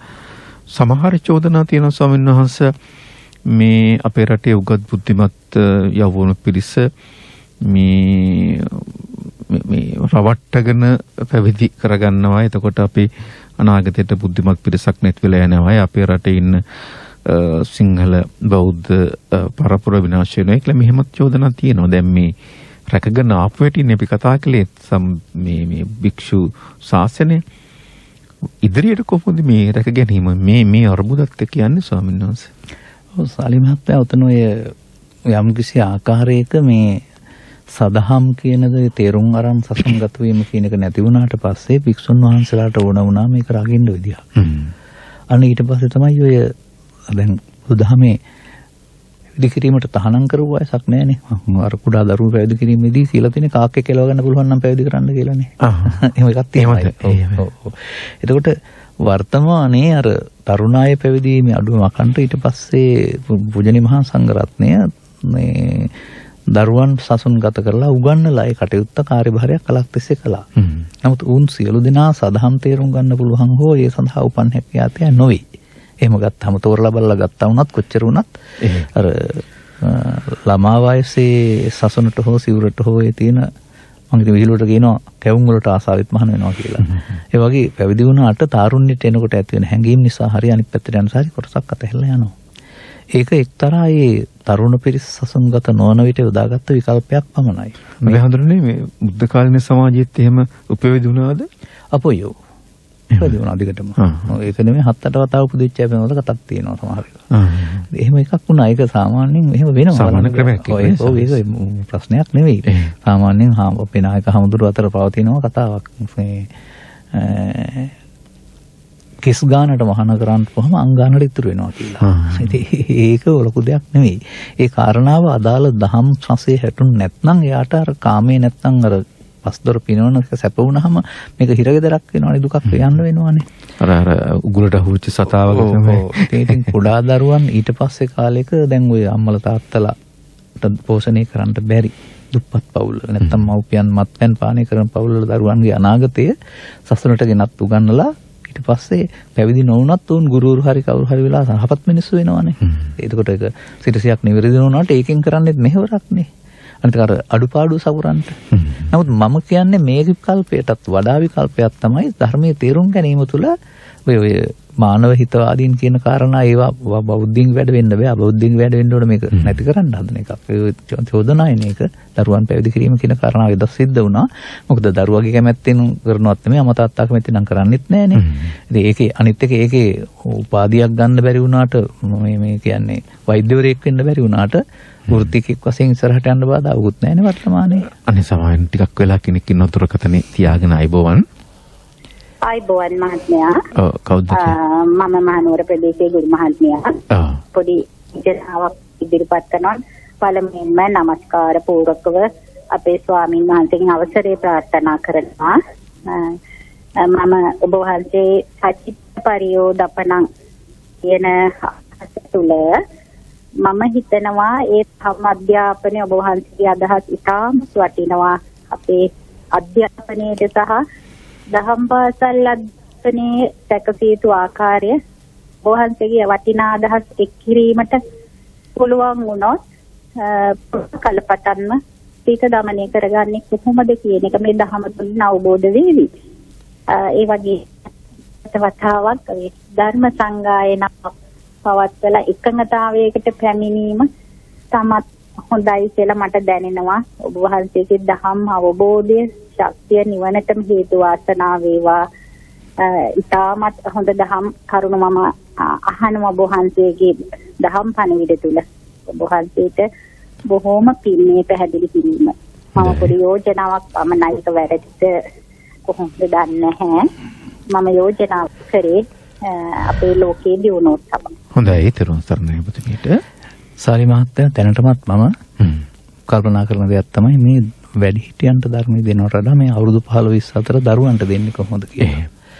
ඒක කරන්න ඕන දෙයක් තමයි. නමුත් මේ පවතින දහම් පාසල් පොත්පත හෝ පාසල් පොත්පත ප්‍රමාණවත් ලබා දෙන්න එක සමගාමී විෂය අධ්‍යාපනයක් විතරයි. අර ආධ්‍යාත්මික සංයමය. අර ලරුවෙක් වශයෙන් එතනින් එහාට අර හිතුවක්කාරකම ලෝභ දේශම පාවිච්චි නොකරන චරිතයක තියෙන යටවත්කම වෙනලා දීලා ප්‍රායෝගික වෙන්න උගන්වන්න ඕන.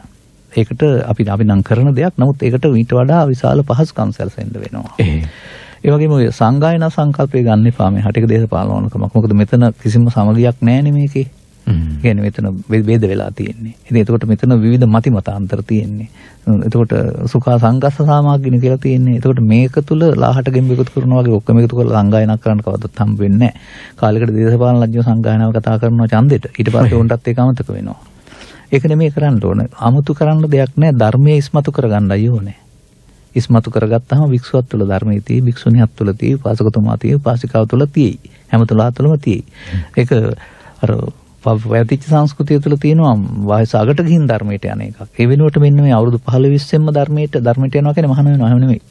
අර ශික්ෂණයෙන් සහිත ජීවිතයක් ගත කරනවා කියන එක ඉවසීමෙන් යුක්තව. එතෙන්ට ගන්න පුළුවන් වෙනවා නම් හොඳයි අපි ඊතුරු වචන ටිකත් කතා කරමු විනාඩියකට විතර. හොඳයි. එතකොට අර පැවිදි කිරීම කියන කාරණාවේදී ඊට පස්සේ ඇත්තටම තරුණ වයසේ අය සසුන් ගත වෙනවා නම් හොඳයි තේරුම් අරගෙන. ඒ අර වගේ තේරුම් ගත්තේ නැතුව බලෙන් ඕක ගෙදරින්ලා කරන්න බෑ කියලා මහාන කරන එකක් තියෙනවා. මමත් ඒකට එකඟ නැහැ. මොකද මට තේරෙන ධර්මයට අනුව මේකේ ගෙදරින් නම් කියන කතාවක් නෙමෙයි තියෙන්නේ. ස්ත්‍රී පුරුෂ ගිහි පැවිදි වේදෙන් තුළ තේරුම් ගත්ත කෙනාට කරන්න පුළුවන්. ගෙදරත් නම් පුළුවන් එහෙමනම් ඒක. එතකොට ඒ වුණාට සතුන් රකින්න කැමති නම් කෙනෙකුට සතුන් ගත වෙන්න තියෙන අයිතිය වළක්වන්න බෑ. මොකද ඒක සතුන් රකින්නේ ඒ පැත්තෙන්නේ පැවිද්ද පැත්තෙන්නේ ඒක විශේෂ බලයක් තියෙනවානේ.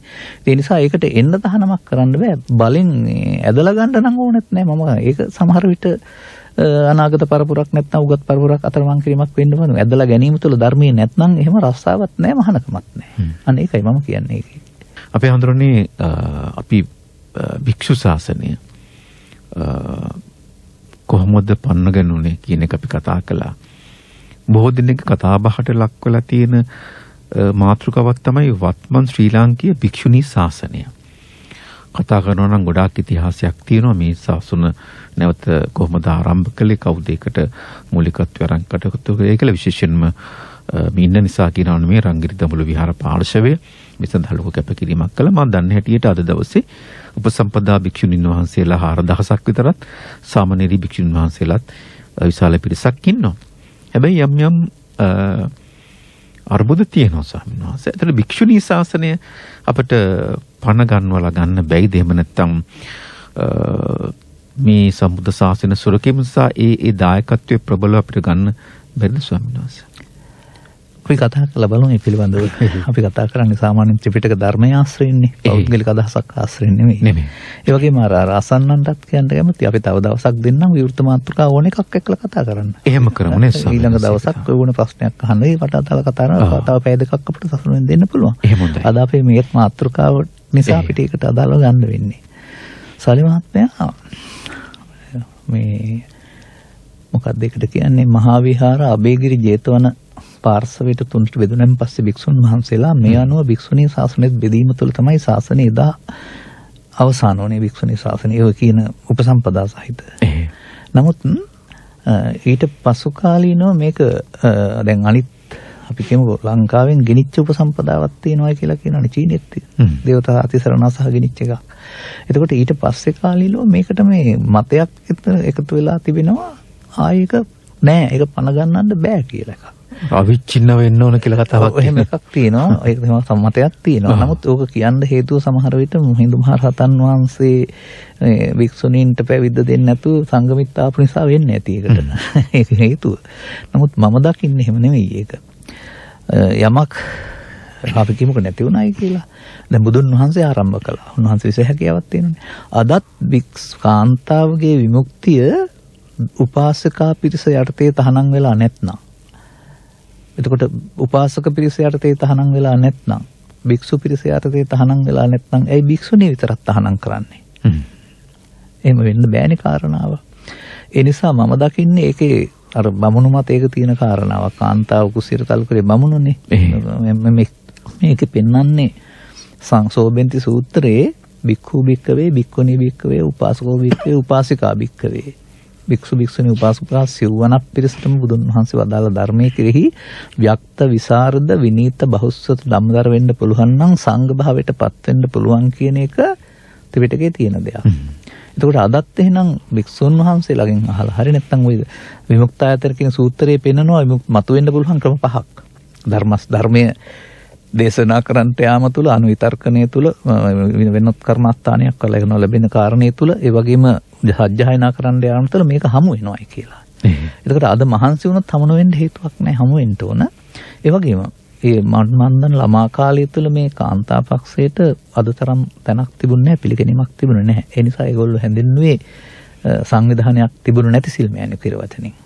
ඔය වචනෙත් අයින් කරලා දාන්න ඕන අද මේක සමාජයේ. ඒක ගිහි ආමන්ත්‍රණයක් නෙවෙයි මෑණියෝ කියන්නේ. නෑ මං කිව්වේ ඒක ගන්න ඕන දැන් භික්ෂු භික්ෂුණීනේ. මහාන මෙහෙණි. එතකොට මෙහෙණිනේ. මෙහෙණින් වහන්සේලා ඒ මෙහෙණින් වහන්සේලා සාමණේර මට්ටමේදී උපසපන්න වුණාම භික්ෂුණීන් වහන්සේලා. ඉතින් මම දැන් දන්නවා ලංකාවෙත් තායිවානෙන් ගෙන්නන ලද උපසම්පදාවක් ක්‍රියාත්මක වෙනවා. දඹුල් පාර්ශවයේ මුල් වෙලා උපසම්පදාව දෙනවා. ඉතින් මේකට කුහක ලෙස විරුද්ධ වෙන්න කාරණයක් නැහැ. අනාගත බුදුහාමුදුරුව දක්වාම කාලේ දක්වාම කාන්තාවගේ විමුක්තිය තහනම් කරන්න අපට අයිතියක් නැහැනේ. මේකේ තව පැත්තක් මම පෙන්නන්නම්. මම දන්න කරුණු තියෙනවා. මගේ සාක්ෂිවල තියෙනවා පිරිමිලා හිටපු ළමයි බසෙම මේ ගියයි ගෑනු ළමයි වෙලා ඉපදිලා ඉන්නවා. හොඳයි මේ වත්මන් සමාජයේ ඉන්න පැවිද්දේ ඉන්න අය භික්ෂුණී ශාසනය දැන් නැහැ කියලා ඉඳලා වුන් ඉස්සරහ ජීවිතේ මේ ගිහින් උපදුනහම ගෑනු ළමෙක් වුණොත් එහෙම. එදාට ඒගොල්ලොන්ට ඒකට විපාක වෙන්න සිද්ධ වෙනවා නේද? ඔය හිත ඇතුලේ තියෙන දේ ආපහු ක්‍රියාත්මක වෙනවා. තමන් ඒක ආපහු කියන්නේ අපි කියමු පිරිමිලා ඉපදිලා ඉන්නේ. පිරිනුවම් වැඩි නැත්නම් මේගොල්ලෝ මේ ගිහින් උපදිනවානේ ආපහු. උපදිනකොට මේ පිරිමි වැවිදලා හිටු පූජ්‍යපක්ෂය කාන්තාවන් බවට පත් වුණොත් එහෙම. තමන්ටම අහිමේනව නේද ශාසනය එතකොට නෑ. ඔය නීතිය තුල. එහෙම එකක් තියෙන්න බෑ මේකේ. ඒ නිසා මම දකින්නේ මොන බාධක මැද්දේ හරි මේ උපසම්පදාව ඇති කරුවා සත්පුරුෂයෝ. දඹුලු පාර්ශවයේ මම තවත් දන්න හිමිනමක් ඉන්නවා මේකට සම්බන්ධ මතක් කරාට ගමකුත් නෑ මේ ගොකරැල්ල රාජචේතිය විහාරාධිපති වයම් පළාතේ ප්‍රධාන සංඝනායක මහා කරුගඩොල් පුංචාත්ම ස්වාමීන් වහන්සේ. අනිවාර්යෙන් මතක් කරන්න වටින සත්පුරුෂයෙක් ඇත්තටම කියනවා. මේ අය අනිත් බාධක මැද්දේ අරන් දීලා තිනවා. එතකොට මේ අරන් දීලා තියෙනවා කියන එකේ තේරුම ආයත් ස්වාමීන් වහන්සේ කියන පිරිත් ටිකක් කියන්නේ. දානේ සාංගික කරන්ට. පාංශුකොළි දෙන්න යන අයිතිය ගන්නවා කියන එක වෙන්න බෑ. එතන නතර වෙන්න බෑ. මම කියන්නේ. මෙතනින් එහාට මේ අයට උත්සාහය තියෙන්න වෙනවා. ඒකට දැන් මම දැක්ක අපේ ධර්ම දේශනාවල රජයේ අවධානය භික්ෂුණී ශාසනය කෙරෙහි යොමු වේවා කියලා තමයි ධර්ම දේශනා අපි ලාභ කියෙන්නේ. ධර්මසේන 100ක් කළා. අදිෂ්ඨාන පූජාවක් විදියට. අවධානය යොමු වෙන්නේ එහෙම කරලා නෙමෙයි. අවධානය යොමු වෙන්නේ සද්ධර්මයේ තේරුම් අරන් ජීවත් වෙලා ප්‍රචාරය කරලා. අපේ ජීවිතය අරන් බලන්න. අපිට දඹුල් පාර්ශවයෙන් අපිට මේ රංගිරි ශ්‍රී ලංකා ගුවන්විදුලියෙන් රූපවාහිනියෙන් අපිට උදව් ලැබුණාට අපිට රාජ්‍යානුග්‍රහය ලැබෙලා මේ අපි මෙතෙන් ඇවිදින් ඉන්නේ. ඒ වගේම මගේ නිකායේ පවා අනුග්‍රහයක් ලැබෙලා නෙමෙයි මම මෙතෙන්ට ඇවිත් ඉන්නේ. ඒක මට තේරෙන දේ කියන්න ගියාම ලෝකෙ පිළි අරන් තිනවනේ. අන්න ඒ වගේ ඒ අයටත් සතහන් තේරුම් අරගෙන මෙතන අපේ මහානායක ස්වාමීන් වහන්සේගේ පණිවිඩයත් භික්ෂුන් වහන්සේලාට ඕකමයි දෙන්නේ ස්වාමීන් වහන්සේ. මම අහලා තියෙනවා කියපුවා. අනිවාර්යෙන් දැන් ජයග්‍රහණයක් සිල්මයානි ස්වභාවයෙන් අයින් වෙලා දැන් මේගොල්ලෝ මෙහෙණි සහ භික්ෂුණී වෙලා ඉන්නවා. දැන් ඊළඟට ඔතන රහත් මෙහෙණිය රහත් භික්ෂුණිය වෙන තැනට යන්න අදාළ පාර පාදා ගන්න ඕන සද්ධර්මයෙන්. අන්න ඒක තමයි භික්ෂුණී ශාසනය පණ ගන්න තියෙන හොඳම ක්‍රමය. හොඳයි එහෙම වුණොත් කාට හරි උපසම්පදාව නවත්තන්නද මේ ඉන්න අය දෙන්න බෑ කියන අය වික්ෂුණී ශාසනයේ විමුක්තිය එහෙම හම්බුනොත් එහෙම ඊට පස්සේ නවත්තන්නද ඒක අන්න ඒ නිසා ඒකට අභියෝගයේ උත්තර දෙන්න තියෙන්නේ එහෙමයි තමන් මේ ධර්මයේ තේරුම් අරගෙන මොකද මේක කාන්තාවන්න බෑ කියලා බුදුන් වහන්සේ වදාරලා නෑනේ සිව්වනක් පිරිස අර යෝයිමස්මින් කියන යෝ කියන්නේ ඔය ඔක්කොටම අන්න ඒ තත්වයන් යටදී මම කල්පනා කරන්නේ මේ දැනට දරව තියෙන උත්සාහය කවුරු කොහොකම් කළත් මේක හොඳ දෙයක් වශයෙන් මම දකින්නේ ඒ කියන්නේ දඹුල්ල පාර්ශවයේ මුල් කොටගෙන දීප උපසම්පදාව වගේම තවත් උපසම්පදාවක් තිබෙනවා ගැටලු තියෙනවා තමයි. නමුත් බෞද්ධයා අද පිළිගන්න ඕන අර කියන අර කුහක වචනේ පාවිච්චි නොකරන්න මේ සිල්මෑණි කියන වචනේ පැත්තකින් තියලා භික්ෂුණී ශාසනය නෑ කියන්නේ නැතුව තියෙනවා. උපසම්පදාව තියෙනවා, දාන සංකිරීම තියෙනවා, සිවුරු පෙරවීම තිබෙනවා. අර අනිත් ඔක්කොම කරන්න පුළුවන්. භික්ෂුන් වහන්සේලා කරන ඔක්කොමත් කරන්න පුළුවන්. වෙනස්කට පවතින්නේ මේ පොහොය කිරීමේදී පරාජික 4 වෙනි 8ක් තියෙන එක. ඒක ඉතර වෙනසක් තියෙන්නේ. එතන ඉන්නේ නැතුව ඒ කියන්නේ දැන් මෙතෙන්ට ඇවිදින් අපි ඉන්නේ දැන් අපි උපසම්පදායි කියලා සිල්වත් කියලා ඉන්නේ නැතුව ඊට එහාට ධර්මයට යන්න ඕන. දැන් ගිහින් අන්නේ ආධ්‍යාත්මික ප්‍රතිඵල ලැබෙනකොට ආධ්‍යාත්මික සංවරය තියෙනකොට ඒ ආධ්‍යාත්මික සංවරය තියෙන කෙනාට තියෙන ආකර්ෂණය අපිට තියෙන ආකර්ෂණයම ඔයාටත් එනවා. බලන්න දෙයක් එහෙම නෑ. දැන් මම දකින කරුණක් තියෙනවානේ. දැන් සමහර ධර්ම දේශනා අහලා මට කියනවා මේ ධර්ම දේශනාවට වඩා ඒක ටීචර් කටාඬේ තිබිච්ච සංයමයේදී හලවගෙන හිටියේ. මම කියන අය. අනේ වගේ තේනවනේ මොකක් හරි අපි මේ තේරුම් ගත් එකක් තුළ ඇතුළතින් යම් සංයමෙන්න මේ කියන්නේ. එතකොට ඒ ආකර්ෂණය අනිත් අයටත් හම්බ වෙනවා. ඉතින් ඒක කරගන්න ඕනේ අර ඇඳුම මාරු කර ගැනීම නෙමෙයි. ඒක කරගන්න ඕන අර කියන ඉස්සරහට යාම තුළ. අනිත් කාරණාව තමයි Tamanට දුකින් මිදෙන්න අවශ්‍ය නම් ඔක පැවිද්දම ඕන නෑනේ. වික්ෂුණී වෙන්න ඕනේ නෑ. කාන්තාවක් වශයෙන් සුරක්ෂිතව එහෙම ඉඳලත් ඕක අනුගමනය කරලා ගන්න පුළුවන්. ඒකත් තේරුම් ගන්න ඕනේ. මොකද එහෙම පැත්තකුත් තියෙනවා. ඕනනම් පැවිද්දට ඇවිදිනොත් මේක මොකෙද්දට ආපුවම අර ධර්ම දේශකයන් වහන්සේලා වගේ දේශක මෙහෙණින් වහන්සේලා වුණොත් එහෙම ඒකෙත් වාසියක් තියෙනවා මම දකින්නේ. දැන් වර්තමානයේ අපි ළඟට එන්නේ කවුද? වැඩිපුර ධර්ම ශ්‍රවණය කරන්ට කාන්තා පක්ෂයයි. පිරිමි ටිකක් අඩුයි එනවා. ඒක අර මනෝවිද්‍යාත්මක තියෙනවානේ කාන්තාව පිරිමියට ආකර්ෂණයයි පිරිමියට කාන්තාවට ආකර්ෂණයයි කියලා සම්මත මට්ටමේදී. හොඳයි ධර්ම දේශනා කරන මෙහෙණින් වහන්සේලා නැත්තම් භික්ෂුණීන් වහන්සේලා ඇති වුණාම එහෙනම් පිරිමි පක්ෂේ වැඩිපුර යන්න බැරිද බණ අහන්නේ පැත්තට. ඒගොල්ලොන්ට බැරි වේද නම් මගන්න. ඒකේ කරුකමතුව. එහෙම එකක් තියෙනවනේ. ඉතින් ඒ නිසා මේක මේ වළක්වන එක අපරාධයක් වරදක්. මේක ඉඩ දෙන්න ඕනේ එළියට එන්න. වික්ෂුණී ආරාමද ජනතාවගෙන් පිරිලා සමහර. ඒ තමයි. එළියට එන්න දෙන්න ඕනේ. එතකොට ඒකෙන් අයහපතක් නෙමෙයි යහපතක් වෙන්නේ. ඒ වගේම තරුණ විශේෂයෙන් තරුණ දියණිවරු වෘද්ධ මෑණිවරු ඉන්නවා නැත්නම් වික්ෂුණී මෑණිවරු ඉන්නවා. උන් සමහරට උන්ගේ කාලය ඉවරයි වෙන්නවල මේක තේරුම් ගන්නවක් නැති වෙන්න පුළුවන්. නමුත් ඒ ඔස්සේ ඉන්න ඉදිරි පරම්පරාව, තරුණ පරම්පරාවක් කොන්ද කෙලින් තියාන නැගිටින්න ඕන. අපි මේ කියන ධර්මය දැන් මම කියනනේ මට මේ පිළිවෙත පිළිබඳව සැක නැහැ කියලා. මම කියනවා මේ බුදුසමයේ පෙන්වන්නේ මිනිසා දුකටපත් කරන්නේ ත්‍රිවිධ විතර්කයේ බලවත් වීම. ත්‍රිවිධ විතර්කයේ ප්‍රහාණය තමයි භික්ෂුවත්, භික්ෂුණියත්, උපාසකත්, උපාසිකාවත් තුන්දෙනාම කරන්න ඕනේ. බුදුසමයේ මේ ලෝකෝත්තර සැනසීම සඳහා. මේ පාරේ තෝරාගෙන යන අපිට මේක ප්‍රතිඵල සැක නැත්නම් එහෙනම් අනිත් අයටත් ඕකනම් කරන්න තියෙන ප්‍රතිඵල සැක නැති වෙනවා අනිවාර්යයෙන්ම. මාර්ගය ගත්තාම. ඒ නිසා භික්ෂුණීත්වය බෝධි පූජාවට සීමා කරන්නේ නැතුව, දානට සීමා කරන්නේ නැතුව, පිරිත සීමා කරන්නේ නැතුව අර වන්දනාමාන ටිකට සීමා කළා දැන් අපි මෙතෙන්ට ආවා කියලා ජයග්‍රහණය අතර වෙන්න එපා. තව ඉස්සරහට ජයග්‍රහණය තියෙන්නේ. ඔබ ධර්මයේ තේරුම් අරගෙන මාර්ගඵලත් හොයාගන්න.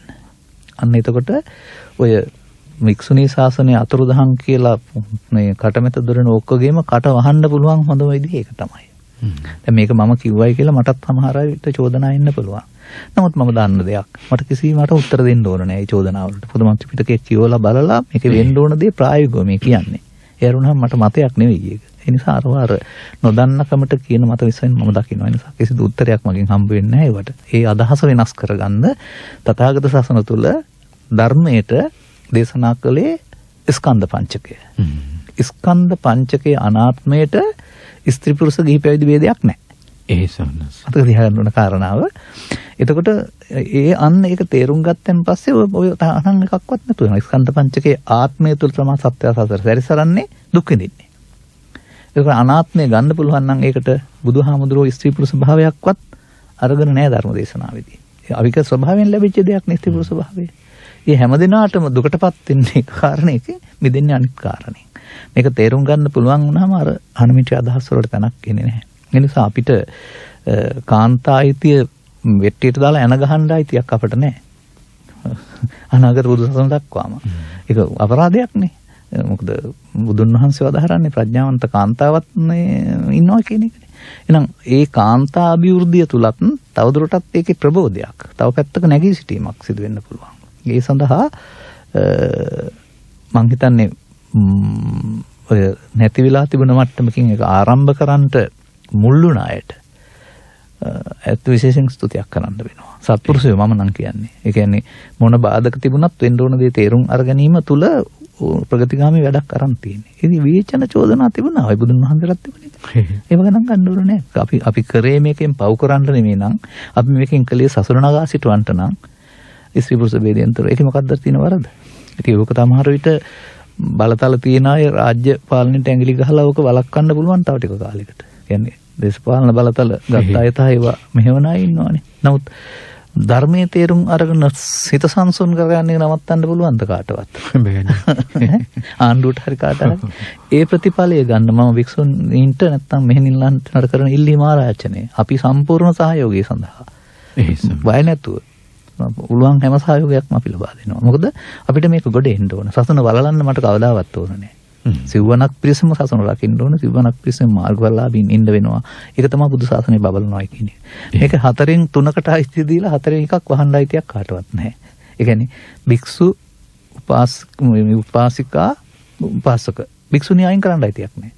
ඒගොල්ලොන්ටත් ඒ අයිතියම තියෙනවා පංචස්කන්ධය අනාත්මය බලන්න. ඒ නිසා ඒක ආරම්භ කරපුවත් හොඳයි.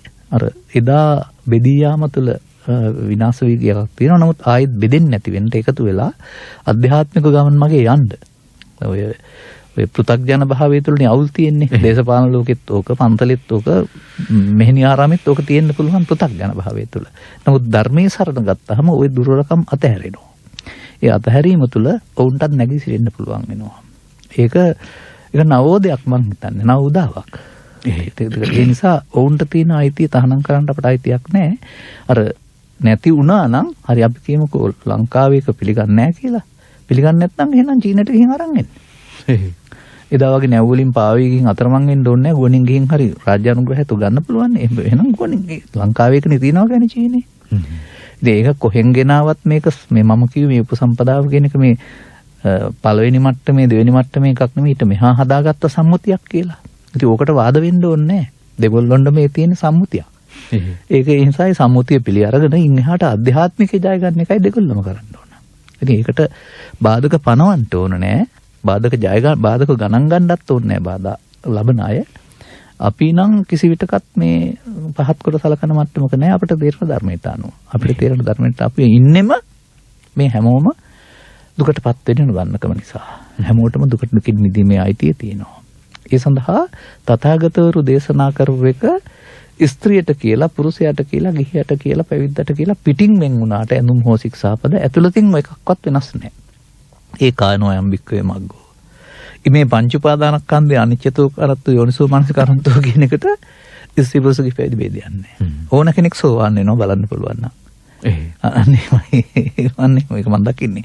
ඒ නිසා මම මේක කතා කරන්නේ මේ ත්‍රිපිටක ඔක්කොම කියවගත්තන් පස්සේ මේක අර බමුණු මතවාදයක්. බමුණුනේ කාන්තාව කුසිර තල්ලු කරලා හිටියේ. ඒ වගේ අපට කාන්තා බව කියන එක දුකින් මිදීමේ අයිතිය තහනම් කරන්න සුදුසුකමක් කරගන්න නරකයි.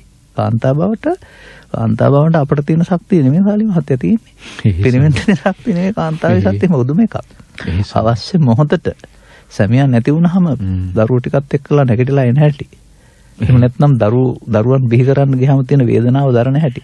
කොතරම්ද කියලා අපි වදන්නේ නැහනේ. ලෝකෙට ලොකු වේදනාව කියලා කියනවා. ඒ නිසා ඔවුන්ට යම් තැනකදී සැමියා නැති වුනහම හරි ඒ පුදුම ශක්තියක් එනවා ඇතුළේ තිබිලා. ඔක තියෙනවා.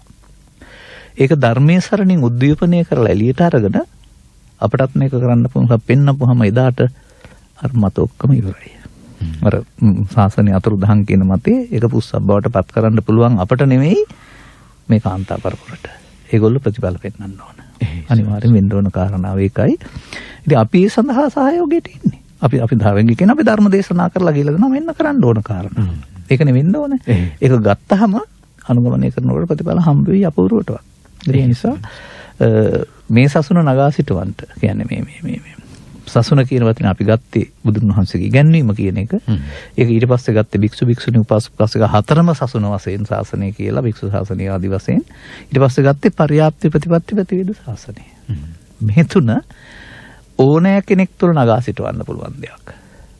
මිනිසුන් අතර. ඒ නගා සිටවීම තුළ තමයි අපි දැන් ගත්ත මාතෘකාවට එන්න බෑ මේ සසුන් නෙමේක. සම්බුදු සාසනේ චිරස්ථිතිය. තිතිය බොහෝ කල් පැවැත්ම උදෙසා. ඒ බොහෝ කල් පැවැත්මේ කතාවත් සාලි මහත්තයා ඔය අටුවාවක තියෙන 5000 ඉලක්කමට මම විරුද්ධයි. ඒ කියන්නේ මම ඒක ඇත්ත වුණත් මම ඒකට විරුද්ධව සටන් කරන්නේ. අපි කියමුක ඇත්ත කියලා. නෑ ඒකවත් මට ඕන නෑ එහෙමනම්. ඒ කියන්නේ මේ බුදු සාසනයට ඇනේ ගහන්න මලගහ යවන්න අපට ඕන වෙන්න ඕනේ නෑ. එහෙම බලන් ඉන්න ඕනේ නේද? අනාගත බුදුවරයා පහළ වෙනකන් ඕක අවලංගු කරන්න නෙවෙයි ඕන. තව අවුරුදු ලක්ෂ 5කට 10කට 50කට අනුගමනය කිරීම තුළ මේ සමාජය තියන්න. මොකද මිනිසුන් පෘථග්ජන සමාජය දුකටපත් වෙනවා. උපදින ඉදිරි දරු පරම්පරාව හරි සැනසෙල්ල මේක තිබුණොත්. තියෙන්නේ පොතේ තිබුණොත් නෙමෙයි අපි අනුගමනය කළොත්. ඒ නිසා අර මේ කාන්තා මේ පැවිද්ද අතුරුදහන් වුණා වගේම මේ නාස්තිකාර ප්‍රකාශයක් තමයි අර මේ 5000යි 30යි තියෙන එක. ඒවට මේ කවුරු හදපුවද මම දන්නේ නැහැ ඒවා. ඒවා ඇත්ත වුණත් අපි පිළිගන්න ඕනේ අපි නිවන ඊළඟ මෙත තල්ලු කිරීම. ඒවා ඇත්ත වුණත් අපි ඒක බොරු කරන්න උත්සාහ කරනවා වුණාම ඒකට යට වෙන්න ඕන නෑ කියලා මම කියන්නේ. භික්ෂුව හෝ භික්ෂුණී හෝ උපාසකෝ උපාසිකා හැම දෙනෙකුටම මේ හැකියාව තියෙන්න වෙනවා. ඒ නිසා දඹුලු සංඝ සභාව හරි නැත්නම් දඹුලු ශ්‍රාංග ශ්‍රී ලංකා ගුවන්විදුලි රූපවාහිනිය හෝ මේ සසුන් කෙත අස්සද්දීමේදී කරන කාර්යභාරයන් අතිශය විශාලයි. ඔය උපසම්පදාව ලබා දීමෙන් වගේම මේ මාධ්‍ය දෙකක් පවත්වන යාම තුළ කොළඹ වගේ ආදායම් මාර්ග තිබිලා ලාභ තිබිලා නැත්නම් වෙලද දැන්වීම අරගෙන නෙවෙයිනේ අපහසුතාව මැද කරන් යනවා. කරන්න පුළුවන් ශක්තිය ලැබිලා තියෙනවානේ. එතකොට ඇත්තටම කියනවා නම් මේ වගේ දෙයක් පවත්වන යන්න සහයෝගය දෙන්න අනිත් අය. ධර්මදේශනා තුලින් හරි තවත් උදව් කිරීමෙන් හරි අපි මේ කරන්නේ අපට හම්බ කර ගැනීමක් නෙවෙයිනේ. සසුන රැක ගන්න. එහෙනම් සසුන රැකන් চিරාත් කාලයක් රැක ගන්නට වර්තමානයේ කාර්යභාරයක් වශයෙන් මේක දකින්නේ මාධ්‍ය කාර්යභාරය. අපිට මෙතන අවුරුදු 7ක් තිස්සේ ඉන්න හම්බුනේ මේක තියෙන නිසානේ. දැන් ලෝකයා ධර්මයේ තේරුම් අරන් තියෙන මාධ්‍ය ඔස්සේ ලෝකෙ බණහන්නේ මේ රංගි ශ්‍රී ලංකා රංගිරි ටීවී දෙක තියෙන නිසානේ. ඉතින් එතකොට අපි වඩාත් ලෝකෙ හඳුනගත්තේ මේක තුලින්නේ. 2015 ඉඳලා දක්වාම තවත් මාධ්‍ය තියෙනවා දැනුත්. නමුත් ඒ නිසා අපිට ඒ අදාළ කාර්යය කරන්නට ඉඩ සලසා දීලා තිබෙනවා. මානායක හිමියන් නොනායක හිමියන් නැතුළු කාර්ය මණ්ඩලය.